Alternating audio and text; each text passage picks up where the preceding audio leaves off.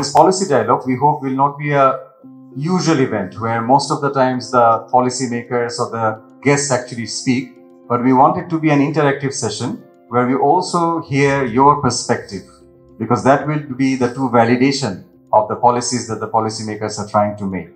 বাংলাদেশের ইউথদের একটা common casual saying আছে যে বাংলাদেশে একটা বিজনেস ওপেন করা থেকে বাংলাদেশে বসে 10 মিনিটে দুবাইতে একটা বিজনেস ওপেন করে ফেলা ইজিয়ার। বাংলাদেশে একটা ট্রেড লাইসেন্স খুলতে হয়তো অনেক সময় 5 থেকে 10 দিন লাগে, কিন্তু দেখা যাচ্ছে আমাদের সিঙ্গাপুরে একটা ট্রেড লাইসেন্স খুলতে অথবা আমাদের ডালাস ইউএসএ তে একটা ট্রেড লাইসেন্স খুলতে 10 মিনিট লাগছে। আমাদের bureaucracy or system design is pretty slow, but youths are very fast, there dreams are very fast. And you yourself also mentioned in one of the talk that একটা business খুলতে প্রায় 19টার মতন licence লাগে, and we face different challenges across these licenses. You also mentioned in your recent talks about the BMP's promise to deregulate and its policies regarding deregulation. We would love to hear more on this. আজকে নতুন বাংলাদেশের প্রেক্ষাপটে আমরা কিন্তু যেখানেই যাই একটা জিনিস কমন রাখছি, Q and A, question and answer session. আপনি রাজনীতিবিদদের জবাবদিহি করতে হলে জনগণকে ফেস করতে হবে, তাদের প্রশ্নের উত্তর দিতে হবে। এই কালচারটা আমরা চালু করতে চাই প্রথমে। এই জন্য আমি ধন্যবাদ জানাচ্ছি Ashfaq and Dhaka forum to bring about this opportunity for us to be together, interact with each other, talk to each other. দ্বিতীয় বিষয়টা যেটা হচ্ছে সেটা হচ্ছে যে কোনো পলিসি যদি বাস্তবায়ন করতে হয় তাহলে কোনো সরকার একা সেটা করতে পারে না। এটা প্রমাণিত হয়েছে বিশ্বের বিভিন্ন দেশে। বাংলাদেশেও আমরা যদি দেখি বিগত দিনে যে সরকার একা সব করতে গিয়ে অ্যাকচুয়ালি বাস্তবায়ন করতে পারে না। So what you need partnership, right? You need alliance. এবং পার্টনারশিপ অ্যালায়েন্সের মাধ্যমে যেভাবে পলিসি করা সহজ, বোঝা সহজ, বাস্তবায়ন করাটা আরো বেশি সহজ। এই জন্য আমরা একটা পার্টনারশিপের কালচারে গভর্নমেন্ট চালানোর চিন্তা করছি। সরকারের পক্ষ থেকে ফার্স্ট অফ অল একটা লেভেল প্লেইং ফিল্ড সৃষ্টি করতে হবে, level playing field for everybody. বাংলাদেশের উন্নয়নে, বাংলাদেশের অর্থনীতিতে সকলের জন্য সমান সুযোগ সৃষ্টি করা হচ্ছে আমাদের প্রথম উদ্দেশ্য। এই জন্য আমাদের স্লোগানটা কি? বিএনপির কারেন্ট স্লোগান হচ্ছে ডেমোক্রেটাইজেশন অফ দি ইকোনমি। আমি শুধুমাত্র রাজনীতিটা ডেমোক্রেটাইজেশন করলাম, দেশের মানুষ জনগণ ভোট দিয়ে একটা সংসদ সরকার গঠন করলো, এটা রাজনৈতিকভাবে আমি গণতন্ত্রের একটা সুযোগ সৃষ্টি করে দিলাম, কিন্তু আমার অর্থনীতিতে কি জনগণ আসলে অংশগ্রহণ করতে পারছে? আমাদের অর্থনীতিতে বাংলাদেশের মানুষ কি সুফল সকলের কাছে আমরা পৌঁছাতে পারছি? এর কোনোটাই হচ্ছে না।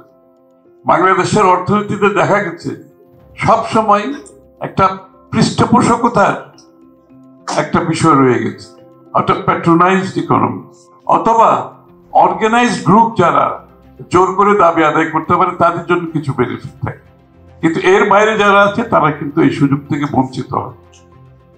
এই জন্য জিয়া রহমান সাহেব প্রথম যে কাজটা করেছিল, উনি একদলীয় শাসন থেকে বহুদলীয় গণতন্ত্র প্রবর্তন করেছেন এবং সরকার চালিত অর্থনীতি থেকে মুক্ত বাজার অর্থনীতি করেছেন, যেখানে প্রত্যেকটা নাগরিকের বাংলাদেশ গড়ার অর্থনীতিতে অংশগ্রহণ করার সুবিধা যাতে পায়। এবং এটা একটা স্লোগান ছিল, একটা ছিল উন্নয়নের রাজনীতি, উৎপাদনের রাজনীতি, আরেকটা ছিল প্রাইভেট সেক্টর চালিত রাজনীতি, অর্থাৎ ব্যক্তিখাত চালিত রাজনীতি, অর্থাৎ ব্যক্তিরা বাংলাদেশের অর্থনীতিকে চালাবে।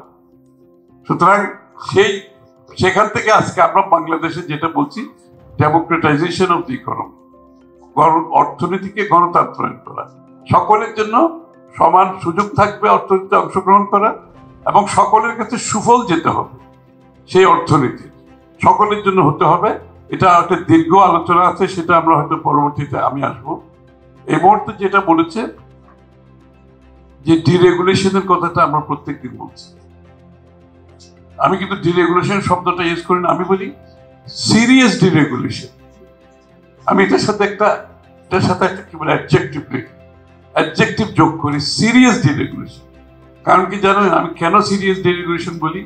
বাংলাদেশ বর্তমানে ওভার রেগুলেটেড একটা কান্ট্রি। এই যে 19টা পারমিশন লাগে, দুনিয়ার কোনো দেশে এটা আপনি দেখবেন।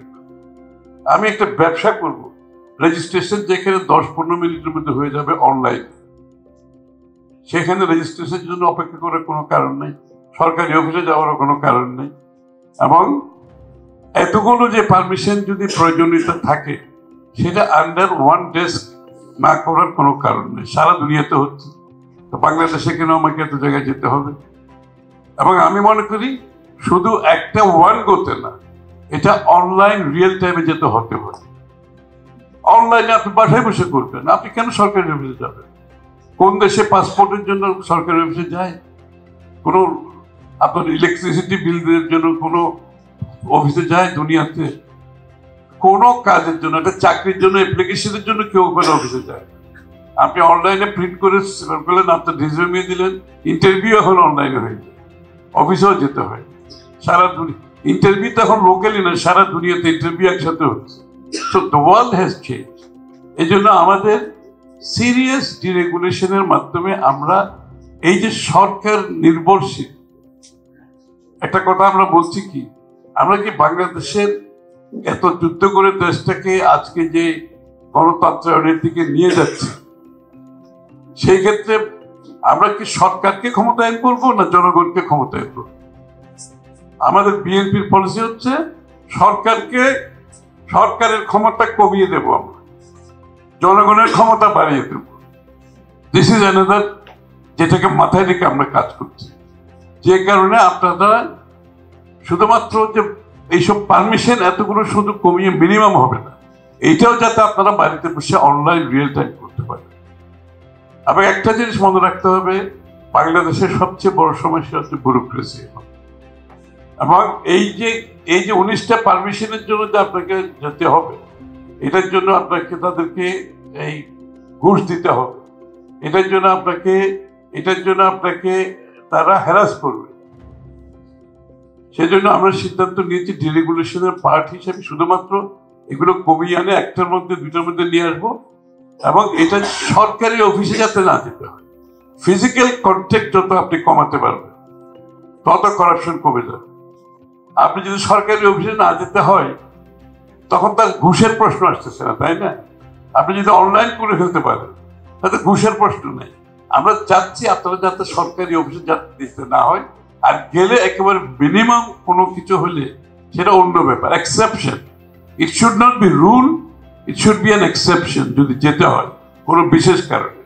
সুতরাং এই জায়গাটা আমরা নিশ্চিত করতে চাই যে সমস্ত রেগুলেশন যেগুলো আছে সব রিভিউ করে আমরা এগুলো মিনিমাইজ করতে চাই, এগুলো অনলাইন রিয়েল টাইমে আমরা করে ফেলতে চাই, যাতে করে জনগণের সময়ের তো একটা দাম আছে, প্রত্যেকটি মানুষের সময়ের দাম আছে। আমি কি ব্যবসা করব নাকি সরকারি অফিসে ঘুরে বেড়াবো? আইটি সেক্টরে অনেকগুলো সমস্যা, যেটা এটার মধ্যে আমরা পরবর্তীতে আলোচনা করব। সুতরাং ডিরেগুলেশনের মধ্যে আমি যেটা বোঝাচ্ছি যে ক্ষমতায়ন হবে জনগণের, সরকারের ক্ষমতা কমতে হবে, এবং জনগণকে যাতে সরকারি অফিসে না যেতে হয়, ফিজিক্যাল কন্ট্যাক্টটা না করতে হয়, সেটা আমাদের সবচেয়ে অগ্রভাগে থাকবে। এবং ব্যবসা বাণিজ্য করার জন্য একজন গ্রামে গঞ্জে যে কামার কুমার যে কাজটা করছে, একজন তাঁতি যে কাজটা করছে, একজন শহরে যে ব্যবসা করছে, তাদের মধ্যে যাতে কোনো রকমের অবকাঠামোগত ডিফারেন্স না থাকে। ওর কাছে আমি আমার আনইন্টারাপ্টেড পাওয়ার সাপ্লাই করতে হবে, রোবাস্ট ইন্টারনেট দিতে হবে। একটা গ্রামে গঞ্জে যে থাকে তারও একটা আনইন্টারাপ্টেড পাওয়ার সাপ্লাই এনশিওর করতে হবে, রোবাস্ট ইন্টারনেট দিতে হবে, যাতে করে সে অনলাইনে যে কথাগুলো আমি বললাম করতে পারে, আইটি রিলেটেড ব্যবসা করতে পারে। সবকিছুর সাথে তাকে ইন্টিগ্রেট করার একটা সুযোগ দিতে হবে। This is a age of integration. আপনি দেশের মধ্যে ইন্টিগ্রেটেড হতে হবে, বিশ্বের সাথে ইন্টিগ্রেটেড হতে হবে। যদি বিশ্বের সাথে ইন্টিগ্রেটেড হতে না পারে, আমার ইয়াং জেনারেশন যারা আছে, যদি বিশ্বের সাথে ইন্টিগ্রেটেড হতে না পারে, তাহলে তাদের কিন্তু আগামীর যে আমরা যে প্রত্যাশার কথা বলছি সেটা পূরণ হবে না। You must be integrated to the whole world and of course দেশের মধ্যে ইন্টিগ্রেটেড হতে হবে। আমাদের ইনফ্রাস্ট্রাকচারে অবকাঠামোতে আমরা এই জায়গাটাই বিনিয়োগ করব। আমি আগেও বলেছি অত বড় বড় কি ওগুলো কি প্রজেক্ট, মেগা প্রজেক্ট, ওইসব মেগা প্রজেক্টের মধ্যে আমরা এটা করব যে আমরা আনইন্টারাপ্টেড পাওয়ার সাপ্লাই এনশিওর করতে চাইবো, যাতে প্রত্যেকটি জনগণ তাদের ইন্টারনেটের মধ্যে অ্যাক্সেস পায়। এইগুলোতে আমরা বিনিয়োগ করব এবং এইগুলোর সাথে যাতে সবাই কাজ করতে পারে। আমাদের স্কিল ডেভেলপমেন্টের বিষয়গুলো আছে, এডুকেশনাল সিস্টেম পরিবর্তনের বিষয়গুলো আছে, এদেরকে সাপোর্ট দেওয়ার বিষয়গুলো আছে। সেইগুলো সব মিলে আমরা একটা ইন্টিগ্রেটেড অ্যাপ্রোচ থ্রু পার্টনারশিপ। আমি আবার বলছি, সরকার কিন্তু ডেলিভার করতে পারে না, এই জন্য আমাদের পার্টনারশিপে যেতে হবে এবং হোলিস্টিক অ্যাপ্রোচ দিতে হবে। আমি পিস বিল 2-4টা পরিবর্তন করলাম, এটার মাধ্যমে কিন্তু আমরা দেখেছি রেজাল্ট আসে। সুতরাং আমরা যদি কোনো একটা টার্গেট করি যে আমাদের আইসিটি সেক্টরকে এমন জায়গায় নিয়ে যাবো বিশ্বের, আমাকে আইসিটি সেক্টরের সাথে জড়িত যতগুলো বিষয় আছে সবগুলোকে নিয়ে মাথায় নিয়ে একটা হোলিস্টিক রিফর্ম করতে হবে, ডিরেগুলেট করতে হবে, পলিসি দিতে হবে, ফাইন্যান্সিয়াল সাপোর্ট দিতে হবে, টেকনিক্যাল সাপোর্ট দিতে হবে, ব্র্যান্ডিং করতে হবে, অনলাইন ব্যবসার সুযোগ করে দিতে হবে। So it's a holistic approach, যাতে করে আমাদের প্রত্যেকটি ইয়াং জেনারেশন এটার সাথে ইন্টিগ্রেটেড হতে তাদের যাতে কোনো অসুবিধা না হয় এবং তাদের পেমেন্ট সিস্টেমটা আমাদেরকে ওপেন করে দিতে হবে। বাংলাদেশে রেগুলেটেড, ওভার রেগুলেটেড, এই যে আমাদের যারা ফ্রিল্যান্সিং কাজ করে তাদের পেমেন্টের জন্য সমস্যা, তাদের রেজিস্ট্রেশনের সমস্যা, তারা বাংলাদেশ ব্যাংকে পয়সা কত লিমিটের পর আবার যেতে হয়, রেজিস্ট্রেশন করতে হয়। ওয়াই? কোনো কারণ তো নাই। আমরা পেপ্যাল ওপেন করে দেবো, আমরা সিদ্ধান্ত নিয়েছি, আমরা পেপ্যাল ওপেন করে দেবো। আপনারা পেপ্যাল অ্যাকাউন্টের মাধ্যমে আপনি ট্রানজাকশন করবেন, আপনি টাকা আর্ন করবেন, আপনারা টাকা আর্ন করবেন। এটা তো বাংলাদেশ গভর্নমেন্টের টাকা না, এটা কোনো সরকারের টাকা না। দিস ইজ ইয়োর মানি। আপনার হার্ডওয়ার্কের মাধ্যমে আপনি ফ্রিল্যান্সিং করে টাকা আর্ন করতেছেন। সো আপনার টাকা ইজিলি বাংলাদেশে আসবে, আপনি টাকা উইথড্র করবেন, খরচ করবেন। আপনার ওই টাকাতে যদি আপনি বাইরে টাকা পাঠাতে চান, you should be allowed to do that. You should be allowed to, because this is your money. এটা বাংলাদেশ সরকারের টাকা না, এই টাকাটা আপনারা আর্ন করেছেন। আপনার টাকা আপনি আনবেন সহজে, আপনি উইথড্র করবেন। আর আপনার যদি কোনো কাজের জন্য টাকা বাইরে পাঠাতে হয়, আপনার অ্যাকাউন্ট থেকে আর্ন ইনকাম থেকে আপনি পাঠান। এখানে তো আমাদের আরেকটা প্রবলেম হচ্ছে রেগুলেশন, ডিরেগুলেশন। মানে বললে তার শেষ হবে না। Deregulation is so complicated subject যে আপনি বাংলাদেশে এখন হচ্ছে কি ওয়ান ওয়ে স্ট্রিট। আপনি খালি বাইরে থেকে টাকা আনবেন, কামাইয়া এই টাকা আর বাইরে যেতে পারবেন। দুনিয়ার কোনো দেশে এই কাজ চলবে।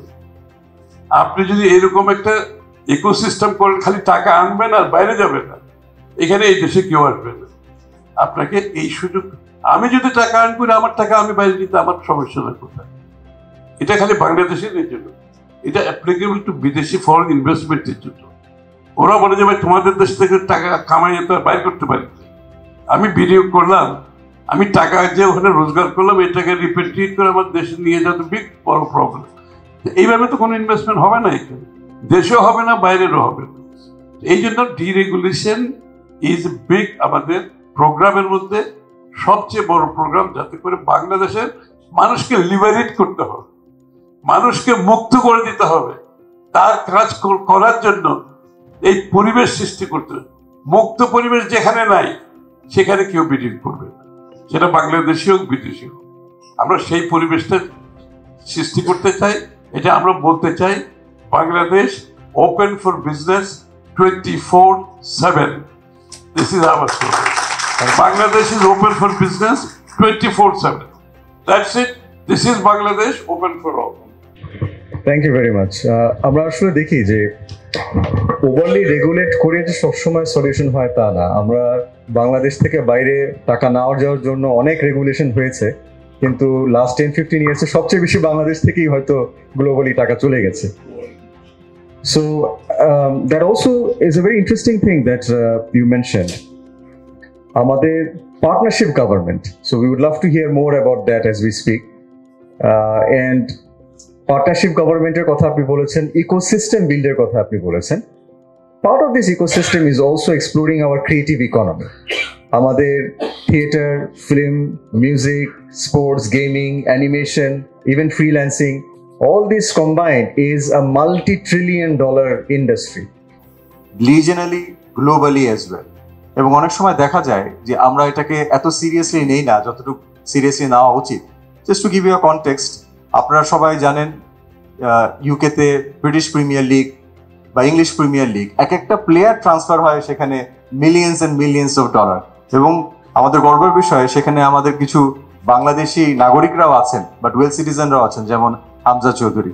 সো এই অ্যাসপেক্টে we would love to know that what is your vision or policy regarding creating a creative economic policy under what is the BNP's policy regarding creative economic policy? Another aspect of BNP policy, যেটা already আপনারা বোধহয় শুনেছেন, আমি কিন্তু বহু জায়গায় আমার বক্তব্যের কথাগুলো কিন্তু বলেছি ইতিমধ্যে, যে বাংলাদেশের অর্থনৈতিক ফোকাস হচ্ছে ম্যানুফ্যাকচারিং। মিল ফ্যাক্টরি করো, আর এর মধ্যে চাকরি যা হবে হবে, আর এগ্রিকালচারে যারা করবে তাদের কিছু কাজ আছে। কিন্তু তার বাইরে বাংলাদেশের যে গোষ্ঠীগুলোকে অর্থনীতির বাইরে রয়ে গেছে, আমরা এদের এই এরিয়াগুলোকে এক্সপ্লোর করি। এই জন্য আমরা এটার ক্রিয়েটিভ ইন্ডাস্ট্রিটাকে অত্যন্ত সিরিয়াসলি নিচ্ছি। কারণ বাংলাদেশের জনসংখ্যার বিরাট জনসংখ্যা আছে যারা গ্রামে গঞ্জে, আমি যেটা বললাম, যে আর্টিজানস, কামার কুমার যারা আছে, তাঁতি, তারা কিন্তু তারা যুগে যুগে বংশ পরম্পরায় জেনারেশন আফটার জেনারেশন তাদের কাজ করছে, কিন্তু কোনো গ্রাজুয়েশন হচ্ছে না। ওই একই জিনিস বানাচ্ছে, একই জিনিস বিক্রি করছে, hardly they are making their hands meet. খুব কষ্ট করে এই লোকগুলোর কিন্তু জীবনের কোনোদিন দেখবেন এরা কোনো গ্রাজুয়েট করে, যার যার জায়গায় রয়ে গেছে। কিন্তু এই লোকগুলোকে যদি গ্রাজুয়েশন করতে হয়, আমাদের তাদের লাইভলিহুড যদি ইমপ্রুভ করতে হয়, তাহলে আমরা যেটা চিন্তা করছি যে এই যে ইন্টারনেট আমরা বলছি একেবারে গ্রামে নিয়ে যাব, মানে পাওয়ার, আনইন্টারাপ্টেড পাওয়ার। এই জন্য যে এই লোকগুলো যারা আছে, যেমন আমি যদি একটা এক্সাম্পল দিই, একটা আমাদের তাঁতির এক্সাম্পল দিই, তাহলে বুঝতে খুব সহজ হবে। আছে যে এই তাঁতিটা কিন্তু করে যাচ্ছে, তার বংশ পরম্পরায় করে যাচ্ছে, চলে যাচ্ছে, ওই এক রকমের তাঁতের শাড়ি, এই শাড়ি, ওই শাড়ি করতেছে। আসলে সে গ্রাজুয়েট হচ্ছে না। কিন্তু আমরা যেটা এখন সিদ্ধান্ত নিচ্ছি, আমরা এদেরকে ইনপুট সাপোর্ট দেবো, এদের র মেটেরিয়াল যা লাগে ইনপুট সাপোর্ট দেবো, এদেরকে ঋণের অর্থ ঋণ যা দরকার এটা সাপোর্ট দেবো, আমরা এদেরকে ডিজাইনিং সাপোর্ট দেবো। এই লোকগুলো কিন্তু ডিজাইনিং সাপোর্টের কোনো ক্যাপাসিটি নেই। একটা শাড়ি ডিজাইনিং এর উপর দামের আকাশ পাতাল, যে যারা মহিলারা যারা আছে এখানে বুঝতে পারবে ডিজাইনিং এর উপর যে কত ডিফারেন্স হইতে পারে। এবং এটাকে ব্র্যান্ডিং এর একটা ব্যাপার আছে, এটাকে একটা সেল করার প্ল্যাটফর্মের দরকার আছে। আমরা বলছি এই সবগুলো কম্বাইন করে আমরা এই সাপোর্ট গুলোকে আমাদের গ্রামে যারা প্রোডাকশনে আছে, কুটির শিল্পে আছে, কামার কুমার থেকে শুরু করে পটারি যারা করে, তারপরে তাঁতি যারা আছে, আমাদের উইভার্স যারা আছে, আমরা এদেরকে টোটাল সাপোর্ট দিতে চাই এই গোষ্ঠীটাকে। এবং আমরা এখানে সরকারের পক্ষ থেকে কোথায় কোথায় বিনিয়োগ করব, তাদেরকে ঋণ দেওয়া, তাদেরকে ডিজাইনারের সাপোর্ট দেওয়া, তাদের তাদের তাদের প্রোডাক্টগুলোকে ব্র্যান্ডিং করা এবং প্ল্যাটফর্ম দেওয়া, যেমন অ্যামাজন, ইবে যেগুলো আছে, তারা যাতে অনলাইন সেল করতে পারে, কোথাও যাওয়ার দরকার নেই। আমি একটা এক্সাম্পল দিই, যেমন থাইল্যান্ডে আমরা দেখেছি ওয়ান ভিলেজ ওয়ান প্রোডাক্ট, একটা ভিলেজ একটা প্রোডাক্ট। এই প্রোডাক্টটা কিন্তু ডেভেলপ করার পিছনে সরকারের একটা সফলতা আছে। তারা সরকার সেখানে তাদেরকে স্কিল ডেভেলপমেন্ট করেছে, তাদেরকে ডিজাইনিং এর সাপোর্ট দিয়েছে, তাদেরকে ঋণের সুবিধা দিয়েছে, তাদেরকে ডিজাইনিং দিয়েছে, তাদেরকে ব্র্যান্ডিং করেছে, এবং অনলাইন তারা যাতে অ্যামাজন, ইবে এগুলোর মাধ্যমে সেল করতে পারে। এটা বিরাট, পুরো ভিলেজে এরা কোনো মিল ফ্যাক্টরি নাই, যার যার বাড়িতে বসে সবাই কাজ করতেছে। And the product are all design so good, সবাই অনলাইন অ্যামাজন, ইবেতে সেল করতেছে, ওরা রেডি করে ওখানে প্যাক করে রাখতেছে, পার্সেলের গাড়ি আসছে, ভ্যান আসছে, সব পিক আপ করে নিয়ে যাচ্ছে এয়ারপোর্টে, সারা দুনিয়াতে এক্সপোর্ট হচ্ছে।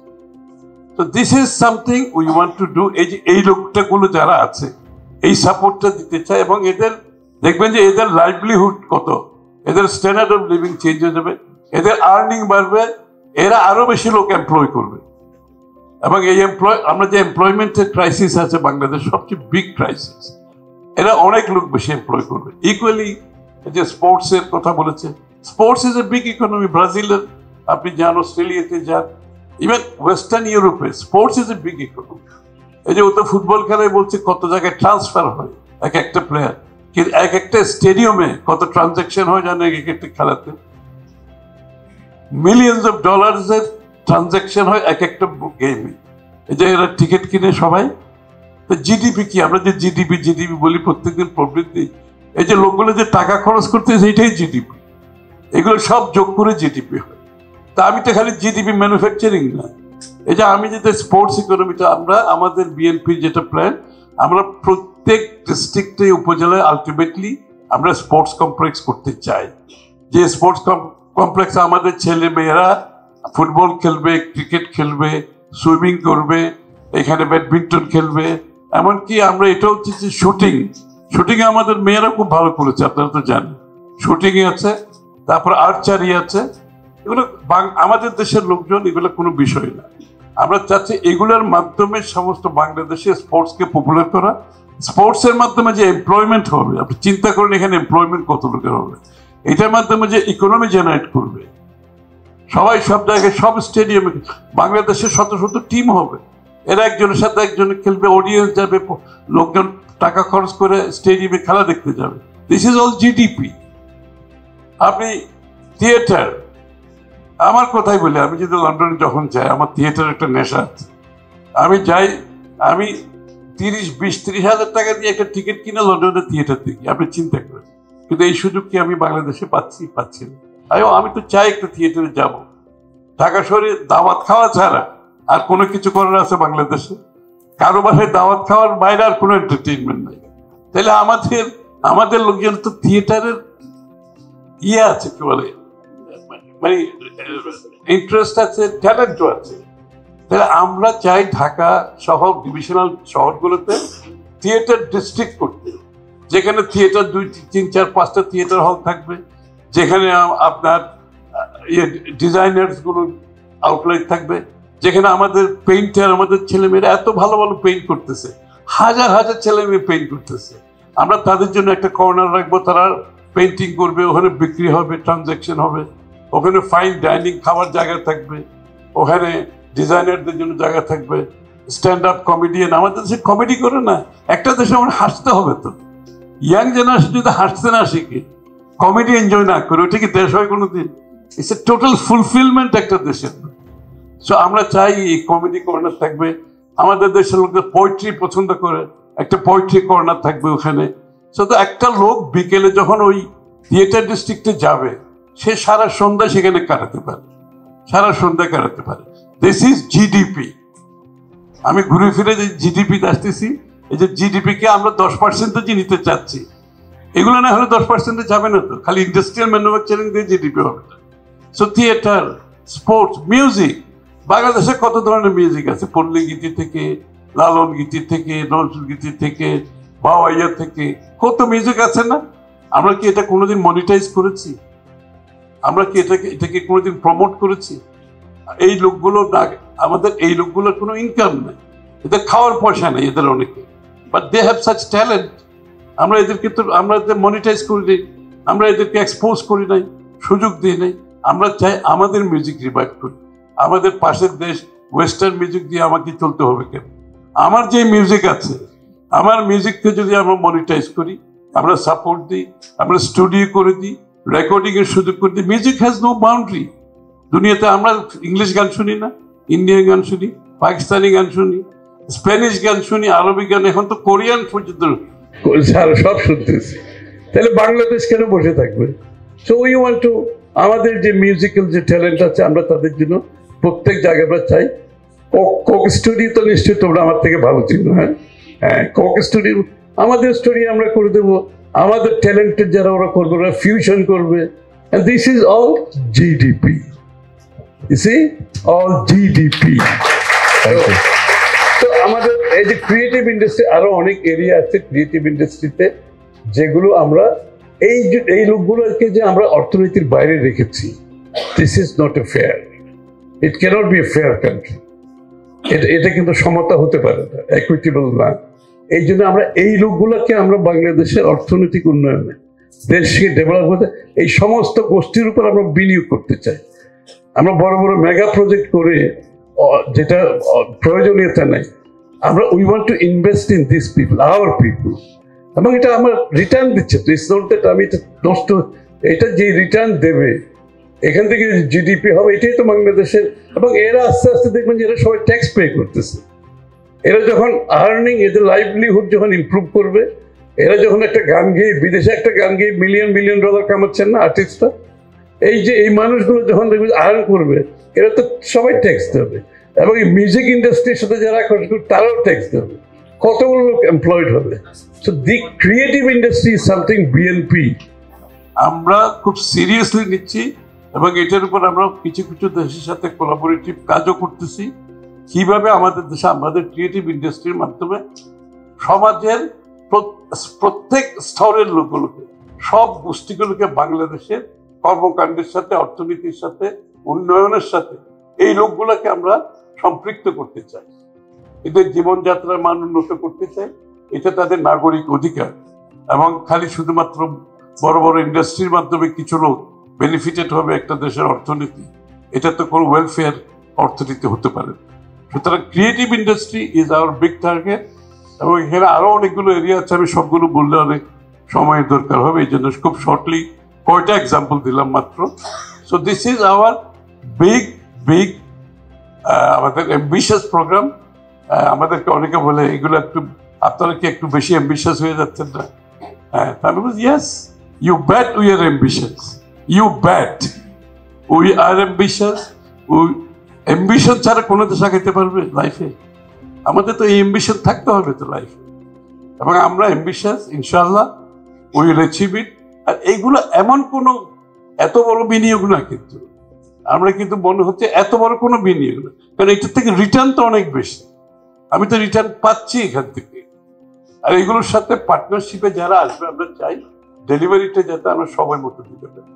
তো দিস ইজ সামথিং, আমাদের টোটাল বাজেটের মধ্যে আমরা সবাইকে এই জায়গাগুলোতে আমরা একটা বড় বাজেট অ্যালোকেট করতে চাই। আর আমরা অন্য জায়গায় কিছু কাট করবো, অসুবিধা নেই, কিন্তু আমাদের দেশের মানুষের কাছে অর্থনীতি উন্নয়নের অংশগ্রহণ নিশ্চিত করতে চাই। আমরা আমাদের মানুষগুলোকে অর্থনীতির সুফলটা পৌঁছে দিতে চাই। তো this is the new economic model, if you like. আপনারা যদি মনে করেন এটা new economic model, yes it is a new economic model. আমি এই কথাগুলো কিন্তু ওয়ার্ল্ড ব্যাংক, IMF, টাইমএফ যারা আছে, আমি তাদের বলি, ভাই তোমাদের প্রেসক্রিপশন তো ঠিক আছে, but we also have a prescription, we have our own prescription. Thank you very much. আমরা আমাদের প্রেসক্রিপশন আছে, but you should come and invest. আমাদের প্রেসক্রিপশন, আমার প্রায়োরিটি, আমার অগ্রাধিকারের সাথে you have to follow in line. I think they appreciate it. ওরা বলতেছে না, these are all good plans. এবং বিশেষ করে এখন তো ওয়ার্ল্ড ব্যাংকের স্লোগান আগে ছিল দারিদ্র্য বিমোচন, এখন হচ্ছে কর্মসংস্থান। এই যে আমি যে এতক্ষণ যা বললাম, অল কর্মসংস্থান, সকলের জন্য কর্মসংস্থান, এটা আমাদের programme. So you have to give your support এইসব এরিয়াতে। This is our priority. I can go on. I think I better stop it now. Thank you. A lot of female participation. May I request all our female participants to stand up, please, if it is okay for all. Just our female participants. And yes, all the males, can you give them a big round of applause? Thank you very much. Thank you. Amader next, we would love to go to our special guest today, Dr. Mahdi Amin. Amra apnar kache jante chai on the sector of education.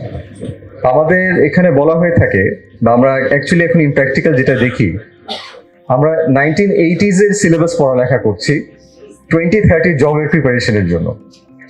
I think there is a massive requirement of education rehaul, You yourself have studied in one of the few of the best universities of the world, for example, Cambridge University. How do you feel that এই education policy এর মধ্যে আসলে কি গুরুত্বপূর্ণ রিফর্মের প্রয়োজন? Over to you. আসসালামু আলাইকুম। Dhaka forum ইনিশিয়েটিভকে থ্যাংক ইউ ভেরি মাচ। আজকে এই চমৎকার আয়োজনের জন্য আমরা সবসময় বলি যে ইউথ হচ্ছে বাংলাদেশের ফিউচার। তো এই যে ব্রাইটেস্ট অ্যান্ড ফাইনেস্ট ট্যালেন্টের সামনে বসছি, ইনক্রেডিবল উইমেন্স পার্টিসিপেশন, অধিকাংশ জায়গায় আমরা দেখি অনেক পুরুষ থাকে, সে তুলনায় নারী শিক্ষার্থীর সংখ্যা বা কর্মজীবীর সংখ্যা কম। আজকে একটা ডিফারেন্ট এখানে। তারপর আবার শুক্রবার বন্ধের দিন, সবাই মোটামুটি ফ্যামিলি ফেলে এসছেন, তার জন্য এক্সট্রা অ্যাডিশনাল একটা থ্যাংক ইউ। আমরা সবাই জানি শিক্ষা ব্যবস্থায় বেশ কিছু সমস্যা আমাদের রয়েছে, কারিকুলামে আমাদের অবশ্যই কাজ করার প্রয়োজন। বড় সমস্যা হচ্ছে আমরা পুঁথিগত শিক্ষা অর্থাৎ থিওরিটিক্যাল নলেজে অনেক বেশি এমফাসাইজ করে আসছি হিস্ট্রিকে, কিন্তু আমাদের উচিত এই শিক্ষা ব্যবস্থাটাকে বাস্তব জীবনের সাথে আরো বেশি সংশ্লিষ্ট করে রাখা। শিক্ষার মূল উদ্দেশ্য কি? একটা প্রতিষ্ঠানের ভেতর থাকবে, শুধু আসবে যাবে ক্লাস করবে, সে কিন্তু শিক্ষার মূল উদ্দেশ্য না। একটা এডুকেশনাল ইনস্টিটিউটের মূল উদ্দেশ্য হচ্ছে তার মাঝে এক্সট্রা কারিকুলার অ্যাক্টিভিটিসগুলো ডেভেলপ করবে, একটা এডুকেশন এক্সপোজার দিবে, একটা নেটওয়ার্ক তৈরি করবে, যার মাধ্যমে আগামী দিনের সুনাগরিক হিসেবে গড়ে উঠবে। আমাদের যে ভ্যালিউসগুলো থাকে, যে প্রিন্সিপালসগুলো থাকে দেশকে সার্ভ করার জন্য, প্যাট্রিয়টিজমের যে ফান্ডামেন্টালসগুলো, সেগুলো কিন্তু শিক্ষা ব্যবস্থা থেকে উঠে আসে। একই সাথে শিক্ষার আরেকটা মূল উদ্দেশ্য মানুষকে স্বাবলম্বী করে গড়ে তোলা। একটা মানুষের ভেতর যে ক্রিয়েটিভিটি আছে সেটা যেমন বহিঃপ্রকাশ করা দরকার, একই সাথে তিনি যেন কাজের মাধ্যমে, ব্যবসার মাধ্যমে দেশে বা বিদেশে নিজে স্বাবলম্বী হতে পারেন, সেটাও কিন্তু শিক্ষা ব্যবস্থার মূল উদ্দেশ্য। তার মানে যে স্কিল সেটগুলো তৈরি করবে, যে দক্ষতা বা যোগ্যতা আমাদের শিক্ষা ব্যবস্থা আমাদের শিক্ষার্থী ভাই এবং বোনদের ভেতর তৈরি করবে, সেটা হওয়া উচিত বাস্তবসম্মত, যার উপর ভিত্তি করে তিনি জীবনে নিজের পছন্দ যেটা হয় সেই ক্যারিয়ারে ভালো কোনো কিছু করতে পারবে। তবে ফার্স্ট স্ট্রাকচারাল যে চেঞ্জটা আমাদের দরকার, সেটা হচ্ছে যে চাপিয়ে দেওয়া ডাক্তার হতে হবে, ইঞ্জিনিয়ার হতে হবে, লয়ার হতে হবে। পৃথিবীর অনেক উন্নত বিশ্ব কিন্তু এ ধরনের কোনো বিষয় নাই। প্রত্যেকটা মানুষের ডিফারেন্স অফ ইন্টারেস্ট থাকবে। কারো হয়তো খেলতে পছন্দ, কারো হয়তো আর্ট করতে পছন্দ, কারো হয়তো পার্টিকুলার কোনো কালচার পছন্দ। রাষ্ট্রের বা সরকারের দায়িত্ব হচ্ছে সেই সুযোগটুকু দেওয়া, যেন একজন ছাত্র বা ছাত্রীর যেই বিষয়টাতে ইন্টারেস্ট আছে সেটাই যেন সে শাইন করতে পারে। যে কথাগুলো আমরা ইতিমধ্যে দেখলাম, বিএনপি স্ট্যান্ডিং কমিটির সদস্য, বাংলাদেশে যিনি পলিসি বেসড পলিটিক্সের পায়োনিয়ার মিস্টার আমির খসরু মাহমুদ চৌধুরী, ওনার কথা যতবার শুনি তত আমরা আলোকিত হই। সো বিএনপির পলিসিগুলো কিন্তু অনেকটাই ভিশন দ্বারা শেপড। সেই শেপিংটা কি, আমরা প্রত্যেকটা মানুষকে তার পছন্দের ফিল্ডে লাইফ অপরচুনিটি ক্রিয়েট করতে চাই, যেন তিনি সেই ক্যারিয়ারটুকু নিতে পারেন। যার কারণে আমাদের একটা বড় পলিসি আছে, বিএনপির acting chairman mister Tarique Rahman বলেছেন, ক্লাস 6 থেকে আমরা আমাদের এডুকেশন সিস্টেমে থার্ড ল্যাঙ্গুয়েজ ইন্ট্রোডিউস করব। অর্থাৎ বাংলা এবং ইংলিশের বাইরে যে কেউ যদি চান, জাপানিজ হতে পারে, কোরিয়ান হতে পারে, চাইনিজ হতে পারে, জার্মান বা ফ্রেঞ্চ হতে পারে, অবশ্যই আরবিক হতে পারে, সেই ল্যাঙ্গুয়েজটা শিখতে পারবে যেটা বাংলাদেশ এবং দেশের বাইরে অপরচুনিটি আছে কাজ করার। বাংলাদেশে অপরচুনিটি এই কারণে যে অনেক জায়গায় দেখে আমরা ফ্রিল্যান্সিং এর কাজ করছে। সে জাপানের একজন মানুষ যদি ফ্রিল্যান্সিং এর কাজ করতে চান, অনেক ক্ষেত্রে সেটা জাপানিজ ভাষাতে। আমাদের যদি কারো সেই ভাষায় ইন্টারেস্ট থাকে, সেই ভাষাটা আমরা শিখতে পারি আমাদের এডুকেশন সিস্টেমের মাধ্যমে, তাহলে কিন্তু বাংলাদেশে বসে আমরা জাপানের ভাষার কাজও করতে পারবো, কোরিয়ার ভাষার কাজও করতে পারবো, এবং আমরা আমাদের যে প্রফেশনে চাই সেখানে গিয়ে কাজও করতে পারবো। আমাদের একটা বড় সাবজেক্টের কমিটমেন্ট আছে বিএনপি থেকে, হুইচ ইজ নিউ বাংলাদেশ হিস্ট্রিতে, লার্নিং উইথ হ্যাপিনেস। ক্লাস 6 থেকে আমরা শুরু করতে যাচ্ছি। লার্নিং উইথ হ্যাপিনেস মানে একটা নতুন সাবজেক্ট অ্যাড হবে, সেই সাবজেক্টে আমরা থিওরিটিক্যাল কোনো কিছুর ভিতরে যাবো না, বাংলা, ইংলিশ, ফিজিক্স, কেমিস্ট্রি কোনো কিছু না। ইটস অল অ্যাবাউট একজন মানুষকে কিভাবে সুনাগরিক হিসেবে গড়ে তোলা যায়, তার ভ্যালুসগুলো কিভাবে থাকবে। আপনারা জানেন মনে হয় 100-র উপর ইউনাইটেড নেশনস ডে আছে প্রতি বছর। বাবা দিবস, মা দিবস, পরিবেশ দিবস, জ্বালানি দিবস, ডিফারেন্ট ডেজ আছে। আমরা কিন্তু সেগুলো সেভাবে ঠিকমতো ভ্যালুগুলোকে আপহোল্ড করি না। প্রত্যেকটা দিবসে যদি তার শিক্ষা ব্যবস্থার ভেতর, তার স্কুল থেকে তাকে শেখানো হয় যে হ্যাঁ আজকে পরিবেশ দিবস, তুমি বৃক্ষরোপণ করো, কিংবা আজকে বাবা দিবস, বাবার প্রতি তোমার দায়িত্বটা কি। এবং আমাদের জাতীয় দিবসগুলো তো আছেই, তাই না? আমাদের 21শে ফেব্রুয়ারি আছে, 16ই ডিসেম্বর আছে। প্রত্যেকটা দিবস টার্গেট রেখে যদি আমরা আমাদের স্কুলের যে শিক্ষার্থী আছে তাকে সেই পার্টিকুলার দিবসটার গুরুত্বকে সেটা বোঝাই এবং সেই আলোকে তাকে গড়ে তুলি, এখানে অনেকটুকু পরিবর্তন আসবে। আমাদের একটা বড় সমস্যা সোসাইটি করতে করাপশন নিয়ে, এটা হিস্ট্রিক্যালি হয়ে আসছে। আমাদের ভ্যালু বেসড এডুকেশন সিস্টেম নাই। আমরা যদি লার্নিং উইথ হ্যাপিনেসের ভেতরে সেই করাপশন থাকলে কিভাবে বেরিয়ে আসতে পারে, কিভাবে সুনাগরিক অংশ হিসেবে মোরাল আপব্রিঙ্গিং হবে, কিভাবে তার ভিতরে এথিক্স হবে, সেটা শিখাতে পারি, তাহলে কিন্তু অনেকগুলো সমস্যা আমরা একটা সময় সলভ করতে পারবো। আমি বাইরে দেখে এসেছি, যেমন ক্লাসরুমে আমি একটা এক্সাম্পল দিতে পারি। ক্লাসরুমে দেখলাম ডলার ফেলে রেখেছে। ডলার ফেলে রাখার কারণ কি, ক্লাসের শুরু থেকে শেষ পর্যন্ত সেই টাকাটা পড়ে আছে কিন্তু কেউ ধরছে না। This is A life lesson, যে তোমার সামনে যদি টাকা পড়েও থাকে তোমার সে টাকা তোলার দরকার নেই, বিকজ এটা তোমার না। খুব সিম্পল একটা ট্রেনিং। বিশ্বের অনেক দেশ আছে ট্রি প্ল্যান্টেশন স্কুল থেকে স্কিমের মতন করে করছে, 1 child 1 tree, প্রত্যেকে বছরে একটা দিন ট্রি প্ল্যান্টেশন করছে। আমরা যদি লার্নিং উইথ হ্যাপিনেস এর মাধ্যমে এই কাজগুলো করতে পারি, তাহলে যে বাংলাদেশের স্বপ্ন আমরা সবাই দেখি, একটা বাংলাদেশ যেটা ভ্যালু বেসড হবে, যেখানে মানুষের ভিতর সততা থাকবে, দেশের প্রতি দায়বদ্ধতা থাকবে, স্বচ্ছতা থাকবে, সেটা আমরা এই কোর্সের মাধ্যমে তৈরি করতে চাই। তবে 6 থেকে ধরার চাইতে বেশি ইম্পর্টেন্ট ক্লাস 1 থেকে প্রিপেয়ার করা। Primary education is a fundamental of the nation. So আমাদের একটা বড় পরিকল্পনা আছে। আমরা বলেছি যে প্রাইমারি স্কুল থেকে শুরু করে বাংলাদেশে যারা ক্যাডার ভিত্তিক এবং নন ক্যাডার ভিত্তিক শিক্ষক রয়েছেন, ওনাদের ফ্যাসিলিটি কিভাবে আরো বাড়ানো যায়, যেন শিক্ষকতাকে একটা সম্মানজনক পেশা হিসেবে দেওয়া যায়। আনফর্চুনেটলি গ্রামীণ জায়গায় কিন্তু শিক্ষকতা খুব প্রেস্টিজিয়াস কোনো কিছু না।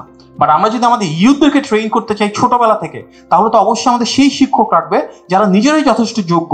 সুতরাং তাদেরকে সে ধরনের সুযোগ সুবিধা দিতে হবে, আর্থিকভাবে দিতে হবে, সামাজিকভাবে দিতে হবে এবং টেকনিক্যালি দিতে হবে। আমাদের প্রাইমারি স্কুলের থেকে শুরু করে প্রাইমারি এবং সেকেন্ডারি এই দুটো লেভেলে বাংলাদেশে প্রায় 6.5 লক্ষ শিক্ষক রয়েছে।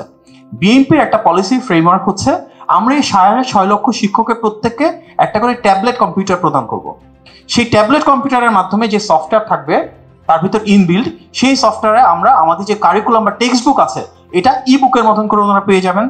এবং এর পাশাপাশি ওনাদের যে ট্রেনিংগুলো আছে রেগুলার বেসিসে, কিভাবে ওনাদের আপস্কিলিং করা যায়, আরো ক্যাপাসিটি এনহ্যান্সমেন্ট করা যায়, আমরা সেই ট্যাবলেট কম্পিউটারের মাধ্যমে ওনাদেরকে গ্যাজেটের ভেতর দিয়ে সেটি পৌঁছে দিতে পারবো।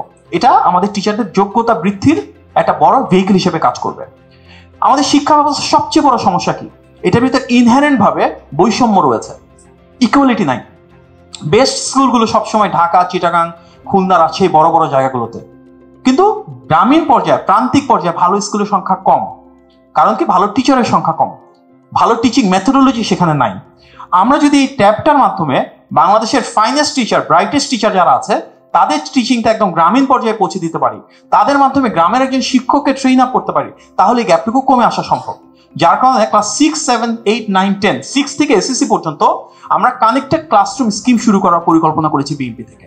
তার মানে কি 6, 7, 8, 9, 10 যারা পড়বে তাদের ক্লাসরুমে এরকম একটা মাল্টিমিডিয়া প্রজেক্টর থাকবে।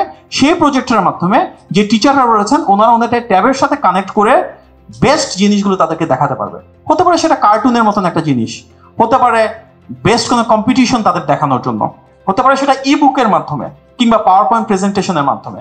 ধরুন ম্যাথস একজন টিচার লোকালি বোঝাচ্ছেন, ওনার সেই ক্যাপাসিটি নাই যে একটা সার্টেন লেভেলের টিচিং উনি ডেলিভার করতে পারবেন, কিন্তু সেই ম্যাথসের কিন্তু ঢাকায় বাংলাদেশের যিনি বেস্ট টিচার আছে তার যদি 2টা লেকচার আমরা দেখিয়ে দেই এবং সেটার আলোকে যদি উনি নিজে ট্রেন করেন কিংবা ক্লাস স্টুডেন্টদের সামনে সেভাবেই প্রবলেমগুলো সলভ করেন, তাহলে কিন্তু আমরা অনেকটাই ইনইকুয়ালিটিটাকে কমিয়ে আনতে পারবো।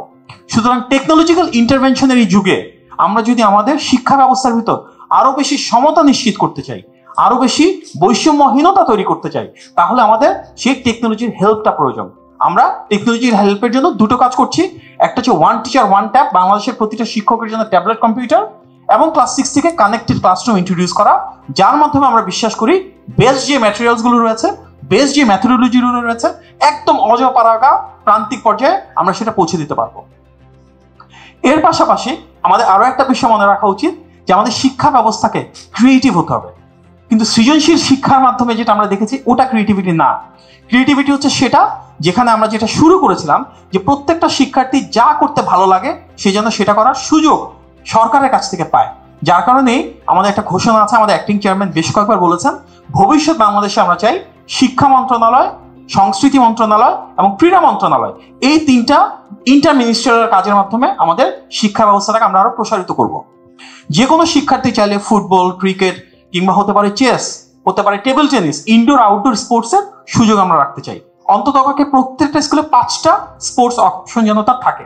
কালচারাল ক্ষেত্র সেম, হতে পারে সেটা ড্রয়িং বা পেইন্টিং, হতে পারে কারো ড্রামা ভালো লাগে, কারো হতে পারে রাইটিং স্কিল ভালো, সে সেটা করতে চায়, সেই সুযোগটা আমরা দিতে চাই। আমরা জানি শহীদ প্রেসিডেন্ট জিয়াউর রহমান নতুন করে শুরু করেছিলেন।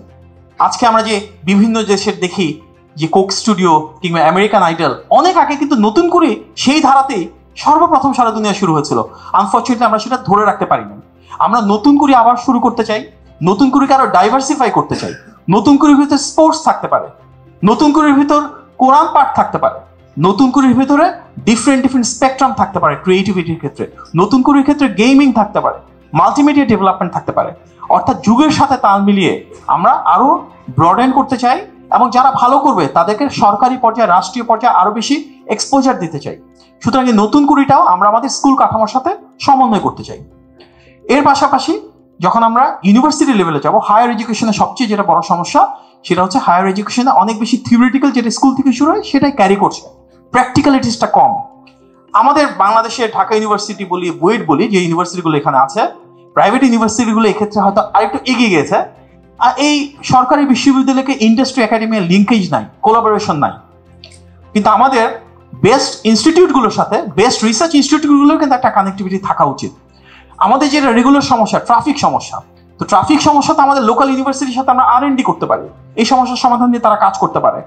যেই জায়গায় যেটা এক্সপার্টিস আছে, সে রাজশাহীতে, সেখান থেকে এগ্রিকালচারাল প্রোডাক্ট অনেক বেশি প্রোডাকশন হয়। তাহলে রাজশাহীর যে এডুকেশন ইনস্টিটিউটগুলো রয়েছে, হতে পারে রাজশাহী ইউনিভার্সিটি, হতে পারে রুয়েট, তাদের সাথে তো এগ্রিকালচারাল প্রোডাক্টিভিটি কিভাবে বাড়ানো যায়, লোকাল বিজনেসগুলোতে একটা লিঙ্কেজ তৈরি করা উচিত। আমাদের এডুকেশন সেক্টরে যে রিফর্ম প্রাইমারিলি হবে সেটাই, যেখানে আমরা আপস্কিলিং দিব, যেখানে আমরা এথিক্স দিব, এবং এর পাশাপাশি আগামী দিনের জন্য আইদার এন্টারপ্রেনার বা নিজে উদ্যোক্তা হিসেবে গড়ে উঠুক অথবা কোথাও চাকরি করতে চাক, কিন্তু ওনার সে লিঙ্কেজটা আমরা তৈরি করে দিতে চাই, সেই ক্যাপাসিটিটা আমরা, স্কিল সেট আমরা তৈরি করে দিতে চাই। এবং এর পাশাপাশি শুধু শিক্ষা ব্যবস্থায় একজন মানুষ তার পছন্দের বা যে কোর্সটা করছেন সেটাই যে যথেষ্ট তা না। আমরা বাইরে অনেক ইউনিভার্সিটিতে দেখে এসেছি, তাদের আলাদা কিন্তু একটা ক্যারিয়ার সেন্টার থাকে। সেই ক্যারিয়ার সেন্টারের মাধ্যমে কোথায় উচ্চশিক্ষার জন্য কিভাবে অ্যাপ্লিকেশন করবে, জব অ্যাপ্লিকেশন কিভাবে করবে, সিভিটা কিভাবে তৈরি করবে, কিভাবে জব স্কিলের জন্য ইন্টারভিউ ফেস করবে, এই ট্রেনিং দেওয়া হয়। আনফর্চুনেটলি আমাদের এগুলো অধিকাংশ জায়গায় নাই। এটা গভর্নমেন্টের একটা ইচ্ছার ব্যাপার, আর তেমন কোনো কিছু না। আমরা সেই ইচ্ছাটা তৈরি করে দিতে চাই। আমরা চাই যে আমাদের প্রত্যেকটা ইউনিভার্সিটি একটা শিক্ষার্থীর যে মেধা রয়েছে, যে সেটা যাতে সত্যিকার অর্থে বহিঃপ্রকাশ ঘটাতে পারে, সেই স্ট্রাকচারটা তৈরি করে দেয়। সরকারের যেমন মূল দায়িত্ব কি ফ্যাসিলিটেট করা, একটা ইউনিভার্সিটির কিন্তু মূল দায়িত্ব ফ্যাসিলিটেট করা। যারা শিক্ষার্থী তারা যেন সুনাগরিক হিসাবে আগামীর বাংলাদেশের মূল কাণ্ডার হিসেবে গড়ে ওঠে, সে ধরনের প্ল্যাটফর্ম আমরা তাদেরকে তৈরি করে দিতে চাই। শুধু একটা ঘোষণার মাধ্যমে শেষ করবো শিক্ষা সংস্কারের বিষয়ে। আমরা বলেছি বাংলাদেশে যত কলেজ বিশ্ববিদ্যালয় রয়েছে, আমরা ইনশাল্লাহ সব বিশ্ববিদ্যালয় কলেজের ক্যাম্পাসে এবং হলে ফ্রি ওয়াইফাই এর ব্যবস্থা করে দেবো বিএনপির পক্ষ থেকে ইনশাল্লাহ। Thank you. With that announcement, thanks very much. আমরা একটা নেক্সট সেশনে যাই, যেখানে বেসিক্যালি আমাদের কিছু আমন্ত্রিত অতিথিরা আছেন। We would go to one by one, এবং খুব রিকোয়েস্ট করবো যে আপনারা খুব শর্ট কমেন্ট করবেন। আপনারা কোয়েশ্চেন করতে পারেন আমাদের প্যানেলিস্টদের কাছে, আপনারা কমেন্ট করতে পারেন, আপনাদের যে কোনো আইডিয়াস থাকলে শেয়ার করতে পারেন। আমরা ক্রিয়েটিভ ইকোনমি নিয়ে কথা বলছি। We have a film maker amongst us, Shahnewaz Khan Siju. Please আপনাকে রিকোয়েস্ট করবো 2 মিনিটসে যদি আপনি কিছু শেয়ার করতে চান। আমি একজন ফিল্ম মেকার। আমরা আসলে গত গণ অভ্যুত্থানে যারা অ্যাক্টিভলি ছিলাম, ছাত্র জনতা, আমরা নিজেরাও মাঠে ছিলাম, এবং 5 আগস্টের পরে যে বাংলাদেশটা আমরা কল্পনা করছি যে ফ্রিডম অফ স্পিচ প্রপারলি থাকবে, আমাদের যেন মানে কোনো কিছু লিখতে, ভাবতে, বানাইতে মানে কোনো ধরনের সেন্সরশিপের সম্মুখীন না হইতে হয়, সেই এক্সপেকটেশন আমাদের সবার মধ্যেই ছিল। বর্তমান সরকার শুরুর দিকে যতটা মানে পজিটিভ ছিল, আমরা একটা প্ল্যাটফর্ম তৈরি করছিলাম চলচ্চিত্র সংস্কার রোড ম্যাপ নামে। সেটা আমাদের এখন পর্যন্ত অ্যাক্টিভলি কাজ করতেছে। গভর্নমেন্টের সাথেও তারা নানান রকমভাবে চেষ্টা করতেছে যে রিফরমেশনে ভূমিকা রাখার জন্য। তো আমরা বারবার চাইছি একটা স্বাধীন ফিল্ম কমিশন করতে, সেটা সব উন্নত রাষ্ট্রেই থাকে। আর হচ্ছে ফিল্ম কাউন্সিল।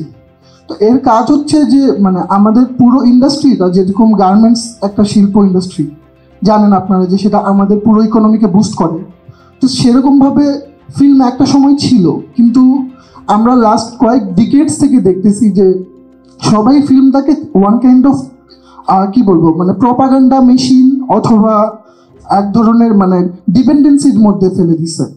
তো সামনে যে গভর্নমেন্টটা ফর্ম হবে, সেটা মানে যে সরকারি যাক না কেন, ফিল্ম নিয়ে তাদের কি চিন্তা ভাবনা। একে তো তথ্য মন্ত্রণালয়ের সাথে একটা সংশ্লিষ্টতা আছে চলচ্চিত্রে, যেটা হওয়ার কথা সংস্কৃতির সাথে, মানে ফিল্মকে বানায় দিচ্ছে তথ্য, নট কালচার।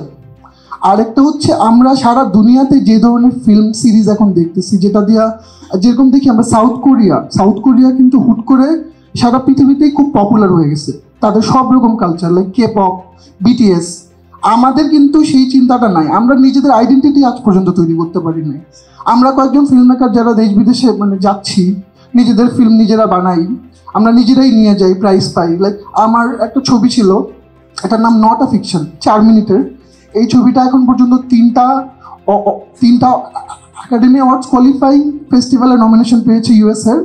আর লাস্ট আমি গত এপ্রিলে প্রাগ ফিল্ম ফেস্টিভ্যালে বেস্ট সুপার শর্ট ফিল্মের অ্যাওয়ার্ড পেয়েছি। তো এই ফিল্মটা আমরা 2023-এ বানিয়েছিলাম এক্সট্রা জুডিশিয়াল কিলিং নিয়ে।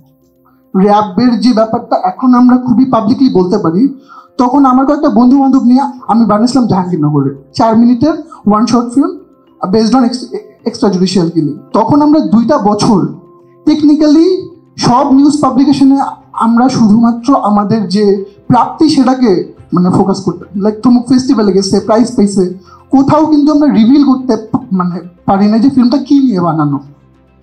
ফাইনালি গণঅভ্যুত্থানের মানে পরপর রিলিজ করছি, লোকজনও বেশ পজিটিভ ইম্প্যাক্ট ফেলছে, কিন্তু আর কখনো যেন এই সেন্সরশিপটা ভাবতে না হয় যে আমি রাষ্ট্রের যে ধরনের প্রবলেম আমরা ফেস করি সেটা নিয়ে ছবি বানাই, এইটা যেন পাবলিকলি দেখাইতে পারি, এইটা যেন আমাদের আর কোনো ভয় নিয়ে না বানাইতে হয়।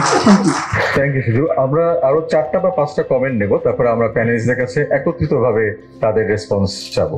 আমি নেক্সট ইনভাইট করব Abul Kalam Azad, joint secretary, centre for Asian theatre.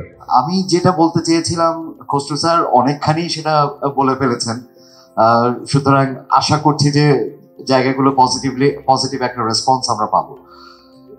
একটা ব্যাপার আমরা যেটা দেখছি, আমি ইন্টারন্যাশনালি প্রায় 27টা ফেস্টিভ্যালে জয়েন করেছি, theatre festival which are really prestigious, এবং নরওয়েজের ন্যাশনাল থিয়েটারের সাথে কাজ করেছি, ড্যানিশ ন্যাশনাল থিয়েটারের সাথে কাজ করেছি। সো আমার কিছু এক্সপেরিয়েন্সের জায়গা থেকে বাংলাদেশে একটা ন্যাশনাল থিয়েটার নাই, এটা আমার, এবং আমি বলবো যে থিয়েটার, আমাদের থিয়েটার সেক্টরের জন্য খুবই মানে কষ্টের একটা ব্যাপার যে সারা পৃথিবীর ন্যাশনাল থিয়েটার আছে, আমাদের এখানে ন্যাশনাল থিয়েটার নেই। এদিকটা যদি স্যার আপনাদের পরিকল্পনায় রাখেন, তাহলে আমি বলবো যে একটা প্রতিযোগিতা তৈরি হয়। আমাদের প্রতিটা ইউনিভার্সিটিতে থিয়েটার ডিপার্টমেন্ট আছে, বাট থিয়েটার ডিপার্টমেন্ট থেকে ওরা যখন বেরোচ্ছে তাদের কিন্তু ওই সেক্টরে কাজ করার স্পেসটা নাই। সো তখন কি এভাবে যদি মানে প্রতিটা জেলায় বা যিনি জায়গাগুলো তৈরি হয়, তাহলে এই স্টুডেন্টগুলো ওখানটায় যে কাজ করতে পারবে। এছাড়া আরো অনেকের ওই জায়গায় আরো অনেক টেকনিশিয়ানসের ব্যাপার আছে, তাদেরও এমপ্লয়মেন্টের জায়গা তৈরি হবে। সো সবচেয়ে বড় কথা যে বাংলাদেশকে আমি যদি একটা গাছ হিসেবে ধরি, গাছের সব ডাল একরকম না, সব পাতা একরকম না, আমাদের ইভেন সব শিকড়ের শাখাও একরকম না। আমার পুরো গাছটার যত্ন নিতে গেলে সব কটা শাখারই যত্ন নিতে হবে। এই জায়গাটার প্রতি একটু আপনাদের কাছে রিকোয়েস্ট থাকলো, ভবিষ্যতে ভালো কিছু আশা করছি। থ্যাংক ইউ ধন্যবাদ জানাচ্ছি এই ধরনের একটি প্রোগ্রাম আয়োজন করার জন্য। আসলে সবারই অনেক ইচ্ছা থাকে, অনেক জিজ্ঞাসা থাকে, সেগুলো হয়তো এই প্রথম আমি দেখছি যে এই ধরনের একটি প্রোগ্রাম আয়োজন করা হয়েছে, যে কি জানতে চাই ফিউচার জেনারেশন বা ওদের কি আশা আছে। তো আমার মনে হয় যে যেহেতু আমরা বাংলাদেশকে আছি, বাংলাদেশ আমাদের দেশ, এই বাংলাদেশকে এগিয়ে নিয়ে যেতে হবে। তো আমার মনে হয় যে প্রত্যেকটা কান্ট্রি, যেহেতু আমি আসলে কুলিনারি ডিপার্টমেন্ট, কুলিনারি নিয়ে কাজ করি, তো আমার মনে হয় কুলিনারি সেক্টরে যদি আমরা এগিয়ে নিয়ে যেতে পারি এই দেশকে, কারণ বিদেশে কিন্তু একজন শেফের অনেক চাহিদা, সেক্ষেত্রে বাংলাদেশে একজন শেফের হয়তো ওইভাবে স্যালারিটাও দেওয়া হয় না, আবার ওইভাবে তার মূল্যায়নও করা হয় না। কিন্তু একজন বাইরে যখন একজন শেফ কোনো হোটেল দিয়ে যায়, তখন কিন্তু ইভেন দেন মিনিস্টারও যদি হয়, সেও কিন্তু একটু বো করে যে হাউ আর ইউ, কিন্তু আমাদের দেশে মনে হয় সে তো কামলা। সো আমার মনে হচ্ছে যে আমরা যেটা করতে পারি সেটা হচ্ছে এই সেক্টরটাকে কি এগিয়ে নেওয়া যায় কিনা, কারণ এই দেশকে যদি আমরা এই লাইনে টেকনোলজিক্যাল একটু এতে যদি আগাতে পারি কুলিনারি সেক্টরে, তা মনে হয় আমরা দেশের বাইরে থেকে প্রচুর ফরেন কারেন্সি আর্ন করতে পারবো এবং এই দেশটাও অনেক এগিয়ে যাবে। আরেকটা যেটা হচ্ছে যে আমাদের হেলথ যেটা যে বিষয়টা থাকে, সেটা হচ্ছে যে নর্মালি দেখা যায় যে আমরা যেভাবেই হোক সেভাবে হয়তো খেয়ে ফেলি, কিন্তু বেসিক্যালি আমাদের যে আমরা যে দাঁড়িয়ে আছি বা কথা বলছি সেটা কিন্তু টোটালি আমাদের ফুড নির্ভর হচ্ছে। এখন দেখা যাচ্ছে যে আমাদের যেটা হচ্ছে যে সংক্রামক ব্যাধি থেকে অসংক্রামক ব্যাধি কিন্তু আমরা কি হচ্ছে বেশি আক্রান্ত হচ্ছে, যেমন ডায়াবেটিক, তারপরে প্রেশার, হার্টের প্রেশার। তো আমার মনে হয় যে স্যার আপনারা যদি এই ফুডের বিষয় একটু ফিউচারে একটু আলোকপাত করে, তাহলে মানে এই দেশটা এগিয়ে যাবে এবং এই দেশে যে ইয়াং জেনারেশন আছে তাদের হেলথটাও অনেক ভালো থাকবে। Thank you sir. Thank you very much. খুব ভালো লাগলো আজকে, যদি আসলে আলোচনার মধ্যে অনেক কিছু উঠে এসেছে, ক্রিয়েটিভিটি অনেক ব্যাপার উঠে এসেছে যেগুলো আসলে সাধারণত অর্থনৈতিক কর্মকাণ্ডের সাথে জড়িত করা হয় না। আমি কালচারাল বিভিন্ন অ্যাক্টিভিটির সাথে জড়িত, যেহেতু গান করি, মিউজিক কম্পোজিশন করি, সং রাইটিং করি। তো আমার একটা জিনিস হচ্ছে যে আমাদের বেশিরভাগ ক্ষেত্রে হয় যে এডুকেশনের মধ্যে এই জিনিসগুলোকে একটু সাইডে সবসময় রাখা হয়, যে সঙ্গীত শিক্ষা বা মিউজিক শিক্ষা এই জিনিসগুলোকে খুব একটা প্রায়োরিটি দেওয়া হয় না স্কুল বা কলেজ ইউনিভার্সিটিগুলোতে। এই শিক্ষার ব্যবস্থাগুলোকে আসলে আরো কিভাবে ত্বরান্বিত করা যায় বা সামনের দিকে আরো কতটা স্মার্ট এডুকেশনে নেওয়া যায় সেই সম্পর্কে আপনাদের কি ধরনের পরিকল্পনা আছে, বা যুবক যারা আছে, যুব সমাজ, এদেরকে আসলে এটার মধ্যে এঙ্গেজ করার জন্য কি ধরনের পরিকল্পনা আপনাদের আছে যদি আমরা জানতে পারতাম খুব খুশি হতাম।